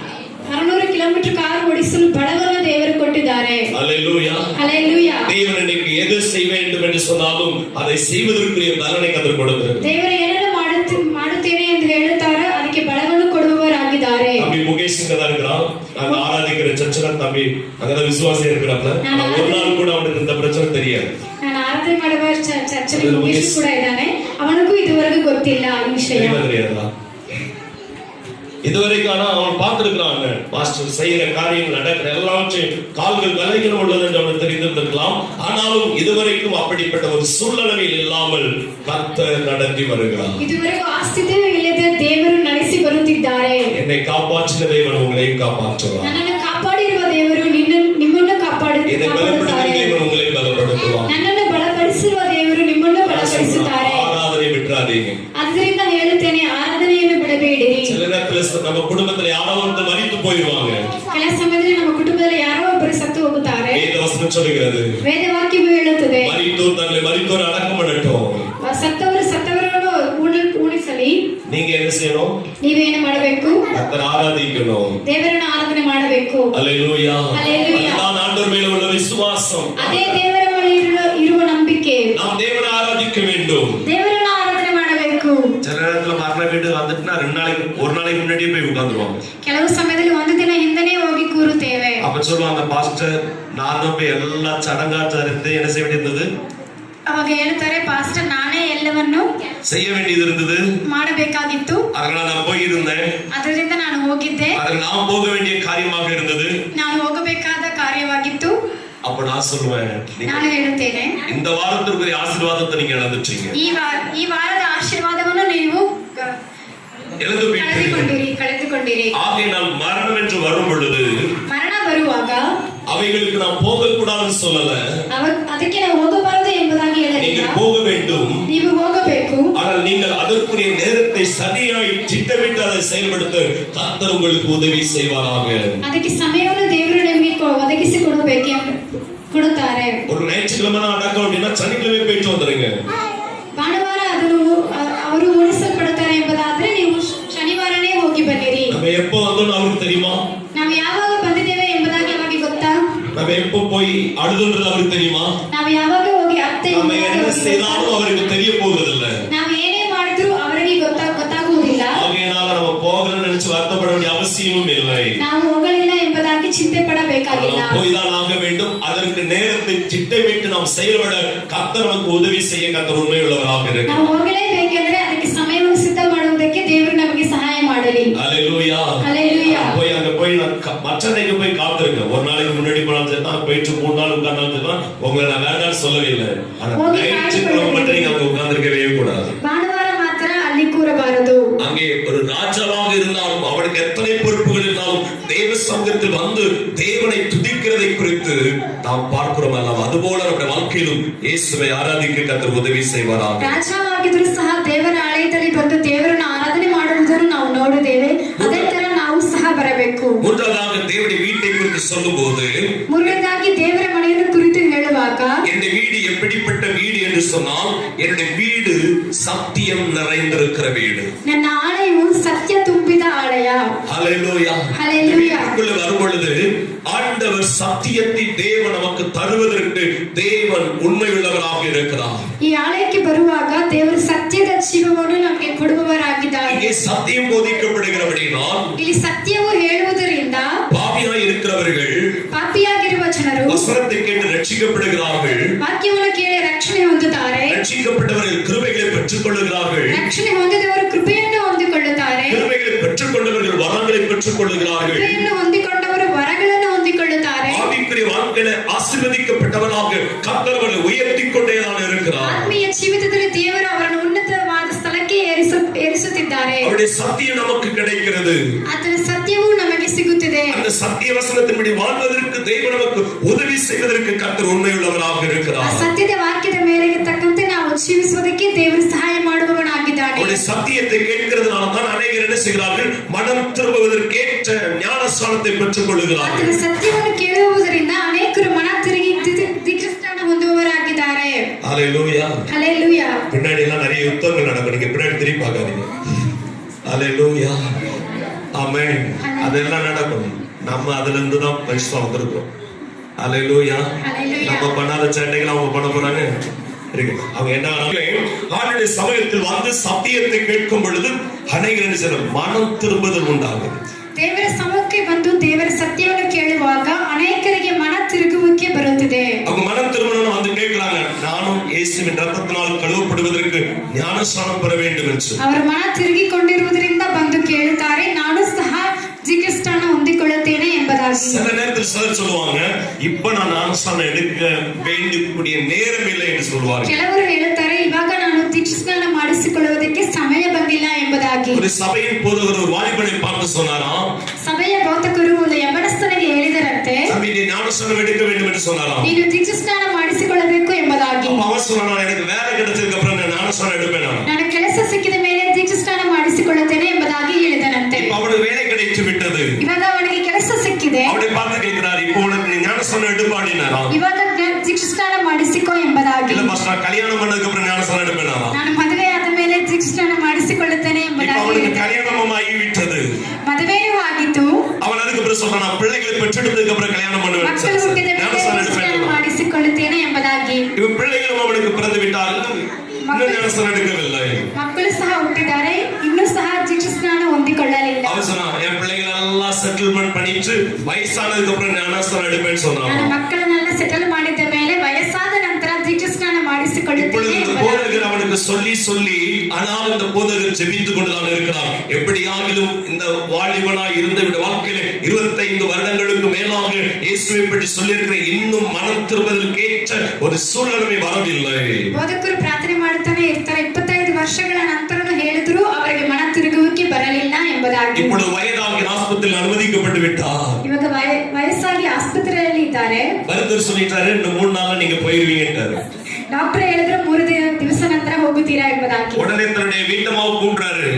ತಕ್ಷಣ ತನ್ನ ಹೆಂಡತಿಯನ್ನು ಕರೆದು உடனே போதகருக்கு போன் போட்டு அப்படின்றாரு. ಬೋಧಕರಿಗೆ ಫೋನ್ ಮಾಡಿ ಎಂಬುದಾಗಿ. போன் உடனே போட்டு, நீ இன்னைக்கு பாஸ்டர் வர சொல்லு அப்படின்றாரு. ಪಾಸ್ಟರ್ ಇವಾಗಲೇ ಕರಿ ಎಂಬುದಾಗಿ. இந்த அம்மா போன் போட்டு பாஸ்டர் எடுக்கிறாங்க. ಫೋನ್ ಮಾಡಿದ ತಕ್ಷಣ பாஸ்டர் நீங்க உடனே ஹாஸ்பிடலுக்கு வாங்க. ಪಾಸ್ಟರ್ ತಕ್ಷಣವೇ என்ன விஷயம் கேக்குறாங்க. ಏನು ವಿಷಯ ಎಂಬುದಾಗಿ ಕೇಳಿದರು. எங்க வீட்டுக்காரர் இன்னைக்கு ஞானஸ்நானம் எடுக்கணும்னு சொல்றாரு. ನನ್ನ ಮನೆಯವರು ಇವಾಗ ದೀಕ್ಷಾಸ್ನಾನ ಮಾಡಿಸಿಕೊಳ್ಳಬೇಕು டாக்டர் சொல்லிட்டாங்க 3 நாள்ல செத்து போயிரும் சொல்லிட்டாங்க. ಡಾಕ್ಟರ್ ಹೇಳಿದರೆ 3 ದಿವಸಗಳ ನಂತರ ஞானஸ்நானம் எடுக்கணும் அப்படின்னு சொல்லி எங்க வீட்டுக்காரர் கேக்குறாரு. ಇವಾಗಲೇ ದೀಕ್ಷಾಸ್ನಾನ ಮಾಡಿಸಿಕೊಳ್ಳಬೇಕು ಎಂಬುದಾಗಿ ನನ್ನ ಮನೆಯವರು ಕೇಳುತ್ತಾರೆ ಎಂಬುದಾಗಿ. பாஸ் சொல்லிட்டாரு, சாரி எனக்கு வெளிநாட்டுல 3 நாள் கூட்டம் ஆயத்தம் ஆயிடுச்சு, நான் ஒரு நேரத்துல ஃபிளைட் ஏற வேண்டியிருக்கிட்டாரு. ಬೋಧಕರು ಹೇಳಿದ್ರು, ನನಗೆ ಹೊರದೇಶದಲ್ಲಿ 3 ದಿನ ಪ್ರಾರ್ಥನೆ ಇದೆ, ನಾನು ಹೋಗಬೇಕು ಎಂಬುದಾಗಿ. ஐயோ, இந்த பாஸ்டருக்கு என்ன ஞானஸ்நானம் எடுக்க முடியலன்னு சொல்லியே ஏங்கி செத்து போயிட்டாரு. ದೀಕ್ಷಾಸ್ನಾನ ಮಾಡಿಸಲಿಲ್ಲ ಎಂಬುದಾಗಿ ಸತ್ತು ಹೋದರು. ஞானஸ்நானம்ன்றது சாகருக்கு பயந்து எடுக்கிறது ஞானஸ்நானம் அல்ல. ದೀಕ್ಷಾಸ್ನಾನ ಎಂಬುದು ಸಾಯಕ್ಕೆ ಭಯಪಟ್ಟು ತೆಗೆದುಕೊಳ್ಳುವುದಲ್ಲ, மனம் திரும்புதல் எடுக்கிறது ஞானஸ்நானம். ಮನ ತಿರುಗಿ ತೆಗೆದುಕೊಳ್ಳುವುದು. ஹல்லேலூயா. ஹல்லேலூயா. நினைப்பாங்க ஞானஸ்நானம் எடுத்து மனம் திரும்பினாதான் ஞானஸ்நானம் எடுக்கணும். ಮನ ஹல்லேலூயா. ತಿರುಗಿದ್ರೆ ಮಾತ್ರ ದೀಕ್ಷಾಸ್ನಾನ பயத்தினால் எடுக்கிறதல்ல. ஞான சபைக்குள்ள வரும் பொழுது அவருடைய சபையில உபதேசம் இருக்கிறது. அந்த வசனத்திற்கு கீழ்ப்படிந்து சத்தியத்திற்கு நடக்க கர்த்தர் உதவி செய்வார். ಸಭೆಗೆ ಬರುವಾಗ ಸತ್ಯವೇದವನ್ನು ಕೇಳಿ ತಿರುಗಿ ಅವರು ಒಪ್ಪಿಸಿಕೊಡುತ್ತಾರೆ. ஹல்லேலூயா. ஹல்லேலூயா. நல்ல பிள்ளைங்க அழகா பாடுறாங்க, நல்ல பிள்ளைங்களா இருக்காங்க. ஆனா என்னன்னு தெரியல, கையில ஒரு கருப்பு கயிறு இருக்குது. அது ಎಲ್ಲ எனக்கு ಚೆನ್ನಾಗಿದ್ದಾರೆ, ಕೈಯಲ್ಲಿ அது பேஷனா இல்லைன்னா அது வேற எதுமான்னு எனக்கு தெரியல. ಅದು ಫ್ಯಾಷನ್ ಎಂಬುದಾಗಿ ನನಗೆ ಗೊತ್ತಿಲ್ಲ. அது பேஷனா இருந்தாலும் சரி, கர்த்தருடைய பிள்ளைகளுக்கு அது தகுதி இல்லை. ದೇವರ ಮಕ್ಕಳಿಗೆ ಅದು ಯೋಗ್ಯವಲ್ಲ. ஹல்லேலூயா. ஹல்லேலூயா. கையில கட்டியிருப்பீங்களா எனக்கு தெரியாது, கால்ல கட்டியிருப்பீங்களா தெரியாது, காலில் கட்டியிருப்பீங்களா தெரியாது. ஆனா கர்த்தருடைய பிள்ளைகள் நாம் ஒரு வித்தியாசமானவர்கள். ದೇವರ ಮಕ್ಕಳು ನಾವು ಚೇಂಜ್ ಆಗಿರಬೇಕು. ஹல்லேலூயா. ஹல்லேலೂಯಾ. சிலர் சொல்லுவாங்க, ಕೆಲವರು ಹೇಳುತ್ತಾರೆ, என் ஃப்ரெண்ட்ஸ் எனக்கு கட்டி விட்டுருக்காங்க, ನನ್ನ ಫ್ರೆಂಡ್ಸ್ ನನಗೆ ಕೊಟ್ಟಿದ್ದಾರೆ, காலேஜ்ல இருக்கிற ஃப்ரெண்ட்ஸ் எனக்கு கட்டி விட்டுருக்காங்க. ಕಾಲೇಜಲ್ಲಿರುವ ಫ್ರೆಂಡ್ಸ್ ನನಗೆ ಕೊಟ್ಟಿದ್ದಾರೆ. அவன் அது அண்ணன் தங்கச்சின்ற உறவுல கட்டி விட்டுருக்காங்களோ இல்ல வேற உறவுல கட்டி விட்டுருக்காங்களோ எனக்கு தெரியாது. கர்த்தருடைய பிள்ளைகளுக்கு அது தகுதி இல்லாதவைகள். ದೇವರ ಮಕ್ಕಳಿಗೆ ಅದು ಯೋಗ್ಯವಂತದಲ್ಲ. ஹல்லேலூயா. ஹல்லேலூயா. நம்ம கர்த்தருடைய பிள்ளைகள் நம்முடைய வாழ்க்கையில சத்தியத்தை கேட்க கேட்க நமக்குள்ள இருக்கிற எக்ஸ்ட்ரா ஃபிட்டிங் எல்லாம் வெளியே போயிடும். ಸತ್ಯವನ್ನು ಕೇಳುವಾಗ ನಮ್ಮಲ್ಲಿರುವ ಎಲ್ಲವೂ ಆಚೆ ಹೋಗುತ್ತದೆ. அதிகமாயிட்டு தான். ஹல்லேலூயா. குறைந்தது இல்ல. அப்போ சத்தியத்தை கேட்க கேட்க நம்முடைய வாழ்க்கையில் மாற்றங்கள் வர வேண்டும். ಸತ್ಯವನ್ನು ಕೇಳುವಾಗ ನಮ್ಮ ಜೀವಿತದಲ್ಲಿ ಮಾರ್ಪಡಿಕೆ ಎಂಬುದು ಬರಬೇಕು. சபைக்கு வருவது எப்படி வேணாலும் இருக்கலாம் என்று அல்ல. ಸಭೆಗೆ ಬರುವುದು ಹೇಗೆಲ್ಲ ಇರಬಹುದು ಅಂದು ಅಲ್ಲ. சபைக்கு வர பிள்ளைங்க வித்தியாசமா இருக்கணும். ಸಭೆಗೆ ಬರುವ ಮಕ್ಕಳು ವ್ಯತ್ಯಾಸವಾಗಿ ಇರಬಹುದು. நீங்க உலகத்துக்கு போகும்போது வித்தியாசமாக பிரதிபலிக்கணும். ನೀವು ಆಚೆ ಹೋಗುವಾಗ ವ್ಯತ್ಯಾಸವಾಗಿ ಪ್ರತಿಫಲಿಸಬೇಕು. ஆமென். அதைத்தான் தேவன் எதிர்பார்க்கிறார். ಅದನ್ನೇ ದೇವರು ಇಚ್ಛಿಸುತ್ತಾರೆ. இந்த உலகத்தில் ஆசையாக நமக்கு கொண்டு வந்து சிலர் பலவிதமான கயிறுகளை நமக்கு கட்டுகிறவர்களாக இருப்பார்கள். ಈ ಲೋಕದಲ್ಲಿ ಆಶ್ರಯಾಗಿ ನಮಗೆ ಕೆಲವರು ಹಗ್ಗವನ್ನು ಕಟ್ಟುವವರಾಗಿರುತ್ತಾರೆ. எங்களுடைய சபையில் அதை போதித்து வந்திருக்கிறாங்க. ನಮ್ಮ ಸಭೆಯಲ್ಲಿ ಅದನ್ನು ಹೇಳಿ ಬಂದಿದ್ದಾರೆ. இந்த பிள்ளைங்களாம் கையில கயிறு கட்டிட்டா நான் பார்க்கணும்னு அவசியம் இல்லை. ಯಾರೆಲ್ಲ ಕೈಯಲ್ಲಿ கயிறு கட்டிட்டா பார்க்க வேண்டிய அவசியம் இல்லை. ಹಗ್ಗವನ್ನು ಕಟ್ಟಿದ್ದೀರಾ ಎಂಬುದನ್ನು பார்க்க வேண்டிய அவசியம் இல்லை. ನೇಲನ್ನು ಬೆಳೆಸಿದ್ದೀರಾ ಅದನ್ನು ನೋಡುವುದಕ್ಕೆ பார்க்க வேண்டிய அவசியம் இல்லை. நகபாலிஸ் போட்டு பார்க்க வேண்டிய அவசியம் இல்லை. ನೇಲ್ ಪಾಲಿಶ್ ನೋಡುವುದನ್ನು அவசியம் இல்லை. ಅವಶ್ಯವಿಲ್ಲ.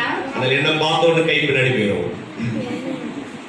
அப்பவே புரிஞ்சிடும் ஏதோ ஒண்ணு இங்க உள்ள நடந்திருக்கு அப்படின்னு. ನನ್ನ ನೋಡಿದ ತಕ್ಷಣ ಕೈ ಹಿಂದೆ ಹೋಗುತ್ತದೆ, ಅವಾಗಲೇ ಗೊತ್ತಿರುತ್ತದೆ ನನಗೆ. நான் சொல்ல என்ன பார்த்து பயப்படாதீங்க, ನನ್ನನ್ನು ನೋಡಿ ಭಯಪಡಬೇಡಿರಿ, என்ன பார்த்து நீங்க வாழாதீங்க, ನನ್ನನ್ನು ನೋಡಿ ಬಾಳಬೇಡಿರಿ. ஜீவனுள்ள தேவனுடைய சத்தியத்தை நீங்க கேட்டிருக்கிறீங்க, ಜೀವವುಳ್ಳ ದೇವರ ಸತ್ಯವನ್ನು ಕೇಳಿದ್ದೀರಾ, சத்தியத்துக்கு நீங்க கீழ்ப்படிங்க, ಆ ಸತ್ಯಕ್ಕೆ ನೀವು ವಿಧೇಯರಾಗಿರಿ, அந்த சத்தியத்தின்படி வாழ உதவி செய்யுங்க, ಆ ಸತ್ಯದ ಪ್ರಕಾರ ಬಾಳುವುದಕ್ಕೆ ಪ್ರಯತ್ನ ಪಡಿರಿ, சத்தியத்தின்படி ஜீவிக்க கர்த்தர் உதவி ಆ செய்வாராக. ಸತ್ಯದ ಪ್ರಕಾರ ಜೀವಿಸುವುದಕ್ಕೆ ದೇವರು ಸಹಾಯ ಮಾಡಲಿ. சிலர் சொல்லுவாங்க கருப்பு கயிறு கட்டினா காத்து கருப்பு படாதுன்னு சொல்லுவாங்க. ಕಪ್ಪು ಹಗ್ಗ ಕಟ್ಟಿದರೆ ನನಗೆ ಯಾವ ಇದು ಬರುವುದಿಲ್ಲ ಎಂಬುದಾಗಿ. நான் சொல்ல அது கட்டினாலும் தன்னால வரும் நான் சொல்றேன். ಕಟ್ಟಿದ್ರೆ ಮಾತ್ರ ಬರುತ್ತದೆ ಎಂಬುದಾಗಿ. உலகம் சொல்ல நீங்க கட்டிட்டீங்கன்னா காத்து கருப்பணி செய்யாது படாதுன்னு சொல்லுவாங்க. நான் சொல்றேன் வரும். ஏன்னா அதைத்தானே கட்டி இருக்கிறோம். அப்போ அதான் என்ன சொல்றேன்னா, இப்ப இவன் பாக்கெட்ல இருந்து 5 ரூபாய் நான் எடுத்து நான் வச்சிருந்தா இவன் என்கிட்ட பணம் கேட்க மாட்டானா? ஒரு நாள் சொல்லுவான், எங்க அப்பா தானே வச்சிருந்தா வச்சுட்டு போட்டு விடுவானவன். அவன் மறுபடியும் இப்போ கொஞ்ச நேரம் அமைதியா கொஞ்சம் கழிச்சு வந்து கேட்பான், ஏப்பா நீங்க என்கிட்ட இருந்து 5 ரூபாய் எடுத்து பாத்தீங்களா, அது எனக்கு கொடுங்கன்னு கேட்பானு கேட்க மாட்டான். பிள்ளை தகப்பன்ற உறவு வேறையா இருந்தாலும் ஆனால் அவன்கிட்ட இருந்து வாங்கணும் அவன் கண்டிப்பா கேட்டுட்டு தான் இருப்பான். அதை குடுக்கிற வரைக்கும் அவன் போக மாட்டான். அல்லேலூயா. 5 ரூபாய் மட்டும் வாங்கிட்டு போவாங்க. வாங்கும்போது 5 ரூபாயோட சேர்த்து கூட 5 ரூபாய் சேர்த்து வாங்கிட்டு போவோம். அல்லேலூயா. அப்போ நம்ம எதை கட்டி இருக்கிறோமோ பிசாசு வரும்போது அதை மட்டும் வாங்கிட்டு போவோம், இருக்கிறதையும் எடுத்துட்டு தான் போவோம். ನಾವು ಯಾವುದನ್ನ ಕಟ್ಟಿರುತ್ತೇವೋ ಸೈತಾನ ಬರುವಾಗ ಅದನ್ನು ಮಾತ್ರ ಅವನು ತೆಗೆದುಕೊಳ್ಳುವುದಿಲ್ಲ, ಇರುವುದ ಎಲ್ಲವನ್ನೂ ತೆಗೆದುಕೊಂಡು ಹೋಗುತ್ತಾನೆ. ஆகையால் வசனத்தின்படி வாழ்வதற்கு நம்மை ஒப்புக் கொடுக்க தேவன் கிருபை தருவதற்கு வல்லவராக இருக்கிறார். ಆದ್ದರಿಂದ ವಾಕ್ಯದ ಪ್ರಕಾರ ಬಾಳುವುದಕ್ಕೆ ದೇವರು ಕೃಪೆಯನ್ನು ಕೊಡುತ್ತಾರೆ. இந்த வசனத்தின்படி தான் நாம் ஆண்டவருடைய சமூகத்துக்கு வரும் பொழுது அவர் நமக்கு வசனத்தை கொடுக்கிறார். ದೇವರ ಸಮ್ಮುಖಕ್ಕೆ ಬರುವಾಗ ದೇವರ ವಾಕ್ಯವನ್ನು ಕೊಡುತ್ತಾರೆ. அந்த வசனத்தின்படி ஜீவிக்கும் பொழுது நம்முடைய வாழ்க்கை இன்னும் ஆசீர்வதிக்கப்பட்டு உயர்த்தப்பட்டு கொண்டுதான் வருகிறது. ಆ ವಾಕ್ಯದ ಪ್ರಕಾರ ನಾವು ಜೀವಿಸುವಾಗ ನಮ್ಮ ಜೀವಿತವು ಇನ್ನು ಉನ್ನತ ಸ್ಥಿತಿಗೆ ಹೋಗುತ್ತದೆ. அல்லேலூயா. ಹಲ್ಲೆಲೂಯಾ. அவருடைய வீடு எப்படிப்பட்டதாக இருக்கிறது? ಆತನ ಆಲಯವು கிறிஸ்துவின் வீடாக இருக்கிறது. ಕ್ರೈಸ್ತನ ಮನೆಯಾಗಿದೆ. அந்த கிறிஸ்துவின் வீட்டிலே பலி செலுத்துவதற்கு வருகிறோம். ಕ್ರೈಸ್ತನ ಮನೆಗೆ ಬಲಿಯನ್ನು ಸಲ್ಲಿಸುವುದಕ್ಕೆ ಬರುತ್ತೇವೆ. அவருடைய வீட்டில் தங்குவதற்காக கடந்து வருகிறோம். ಆತನ ಮನೆಯಲ್ಲಿ ವಾಸ ಮಾಡುವುದಕ್ಕೆ ಬರುತ್ತೇವೆ. அவருடைய வீட்டில் சத்தியத்தை கேட்கும்படியாக வருகிறோம். ಆತನ ಮನೆಯಲ್ಲಿ ಸತ್ಯವನ್ನು ಕೇಳುವುದಕ್ಕೆ ಬರುತ್ತೇವೆ.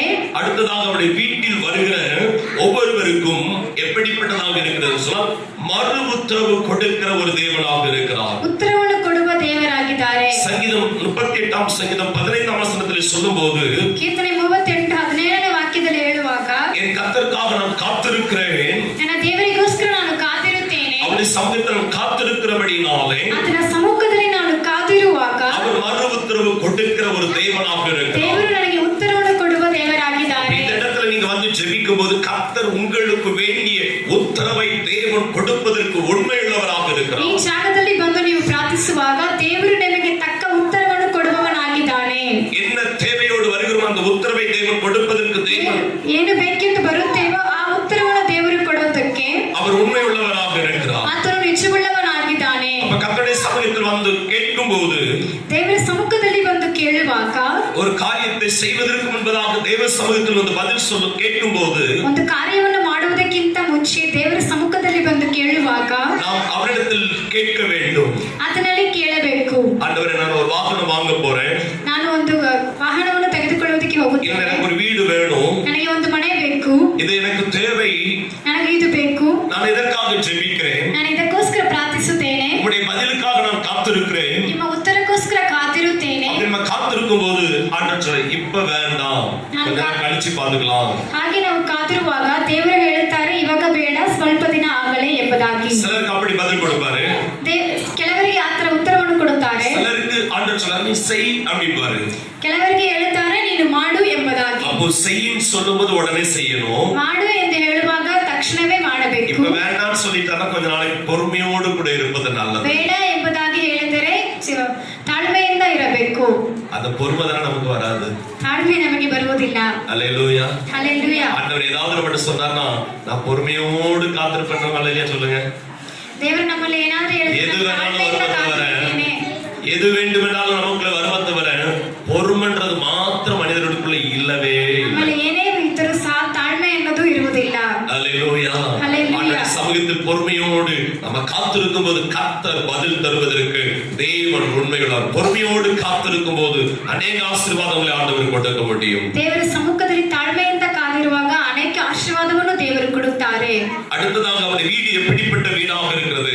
மத்தேயு சுவிசேஷம் 21ஆம் அதிகாரம் 14ஆம் வசனத்தில் சொல்லும்போது அவருடைய வீடு சுகமளிக்க வீடாக இருக்கிறது. ಅವರ ಮನೆಯು ಸುಖವನ್ನು ಕೊಡುವ ಮನೆಯಾಗಿದೆ. அவருடைய வீட்டில் சப்பானியர்கள் வருகிறார்கள், ಅವರ ಮನೆಯಲ್ಲಿ ಕುಂಟರು ಬರುತ್ತಾರೆ, முடவர்கள் வருகிறார்கள், ಕುಂಟರು ಬರುತ್ತಾರೆ, செவிடர்கள் வருகிறார்கள், ಕಿವಿಡರು ಬರುತ್ತಾರೆ, குருடர்கள் வருகிறார்கள். ಕುರುಡರು ಬರುತ್ತಾರೆ. ஆனால் அவருடைய சமூகத்தில் வந்தவர்கள் எல்லாரும் ಆತನ ಸಮ್ಮುಖದಲ್ಲಿ ಬಂದವರೆಲ್ಲರೂ அவர்கள் சுகமளிக்கிற வல்லமையை அவர்கள் பெற்றுக்கொண்டார்கள். ಸುಖವನ್ನು ಹೊಂದಿಕೊಂಡರು. தெய்வீக சுகத்தை அவர்கள் பெற்றுக்கொண்டார்கள். ದೇವರಾತ್ಮನ ಸುಖವನ್ನು ಹೊಂದಿಕೊಂಡರು. அவருடைய சமூகத்தில் ஒரு சுகமளிக்கிற வல்லமை இந்த இடத்தில் இருக்கிறது.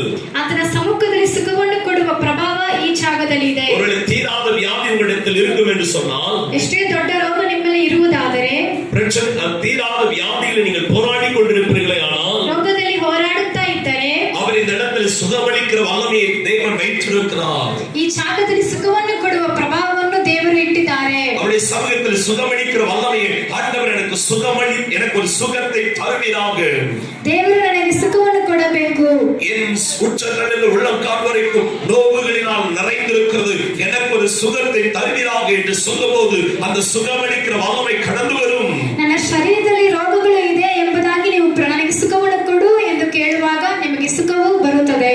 சில நேரத்தில் நாம் கேட்டாலும் கர்த்தர் கொடுப்பார், கேளாவிட்டாலும் கர்த்தர் கொடுப்பார். ಕೆಲವು ಸಮಯದಲ್ಲಿ ದೇವರು ಕೇಳಿದರೂ ಕೊಡುತ್ತಾರೆ, ಕೇಳದೇ ಇದ್ದರೂ ಕೊಡುತ್ತಾರೆ. ஒரு மனுஷன் தேவாலயத்தில் கர்த்தரை ஆராதித்துக் கொண்டிருக்கிற நேரத்தில், ಒಬ್ಬ ಮನುಷ್ಯನ ದೇವಾಲಯದಲ್ಲಿ ದೇವರನ್ನು ಆರಾಧನೆ ಮಾಡುತ್ತಿರುವಾಗ கடைசியாக ஒரு மனுஷன் உட்கார்ந்திருக்கிறான். ಕೊನೆಯಾಗಿರುವ ಮನುಷ್ಯನು ಕೂತಿದನು. அவருடைய கை சூம்பி போன நிலைமையோடு இருக்கிறது. ಆತನ ಕೈ ಕುಂಟರ ಸ್ಥಿತಿಯಲ್ಲಿತ್ತು. இயேசுவை அவனை நோக்கி கடந்து போகிறார்.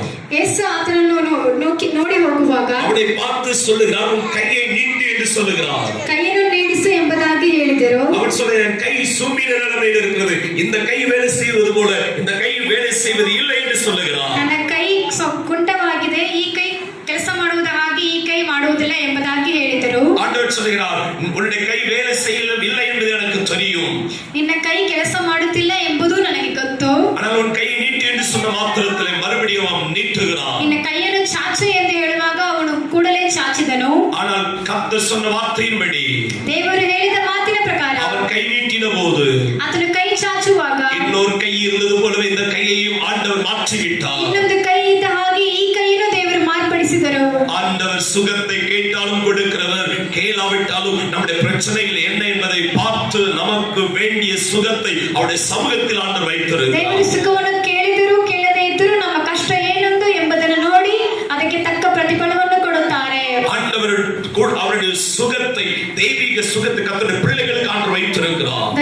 ದೇವರಾತ್ಮನ ಸುಖವನ್ನು ಕರ್ತನ ಮಕ್ಕಳಿಗೆ ದೇವರು ಇಟ್ಟಿದ್ದಾರೆ. அதற்காக தான் தன் ஜீவனை கொடுத்திருக்கிற தேவன் அவர் விளக்கிரயமாய் அவருடைய ரத்தத்தை சிந்திருக்கிற சர்வ வல்லமையுள்ள தேவனாகிய கர்த்தர் என் தழும்புகளாலே நீங்கள் சுகமாவீர்கள் என்று வேதம் சொல்கிறது. ಅದಕ್ಕೋಸ್ಕರ ದೇವರು ಹೇಳುತ್ತಾರೆ, ನನ್ನ ಬಾಸುಂಡೆಗಳಿಂದ ನೀವು ಸುಖವನ್ನು ಹೊಂದಿದ್ದೀರಾ ಎಂಬುದಾಗಿ. அல்லேலூயா. ஹல்லேலூயா. அவருடைய சமூகம், அவருடைய வீடு முதலாவது பலி செலுத்துகிற ஸ்தோத்திரங்கள் ஏறெடுக்கிற இதாக இருக்க வேண்டும். இரண்டாவது அவருடைய வீட்டில் நாம் தங்குகிறவர்களாக, மூன்றாவது அவருடைய வீட்டில் சத்தியம் இருக்கிறது, நான்காவது அவருடைய வீட்டிலே ஆமென் வசனம், அவருடைய சமூகத்திலே தெய்வீக சுகத்தை ஆண்டவர் வைத்திருக்கிறார்.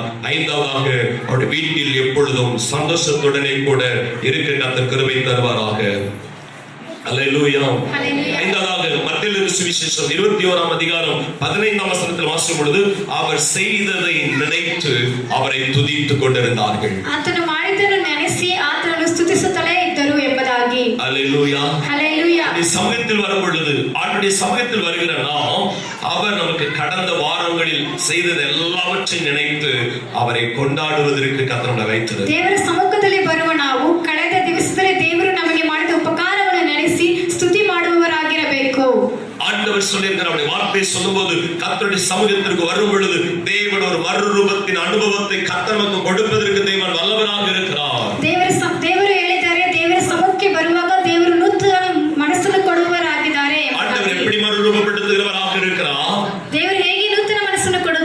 நீங்கள் நான் ஆராதிக்கிற இயேசு ஒரு நாள் இந்த உலகத்திற்கு வரப்போகிறார். ನೀವು ನಾವು ಆರಾಧನೆ ಮಾಡುವ ಯೇಸು ಕ್ರಿಸ್ತನು ಈ ಲೋಕಕ್ಕೆ ಬರಲಿದ್ದಾನೆ. மரித்த பரிசுத்தவான்கள் முதலாவது எழுந்திருப்பார்கள். ಸತ್ತ ಪರಿಶುದ್ಧರು ಎದ್ದಿರುತ್ತಾರೆ. பின்பு உயிரோடு கூட இருக்கிற நாமும் மறுரூபமாக்கப்படும்படியால் அவருடைய சமூகத்திற்கு எதிர்கொண்டு போக கர்த்தர் நமக்கு உதவி செய்வார். ಮತ್ತೆ ನಾವು ಜೀವಂತವಾಗಿರುವ ನಾವು ಸಹ ನೂತನ ಮನಸ್ಸುಳ್ಳವರಾಗಿ ದೇವರ ಸಮ್ಮುಖಕ್ಕೆ ಎತ್ತಲ್ಪಡುತ್ತೇವೆ. நாம் ஒரு நாளில் எதிர்கொண்டு போகக்கூடிய சாக்கியத்தை தேவன் கொடுப்பதற்காக தான் கர்த்தர் சபையை தேவன் ஏற்படுத்தி வைத்திருக்கிறார். ನಾವು ದೇವರನ್ನು ಎದುರುಗೊಂಡು ಹೋಗುವುದಕ್ಕೆ ದೇವರು ಆಲಯವನ್ನು ಉಂಟು ಮಾಡಿದ್ದಾನೆ.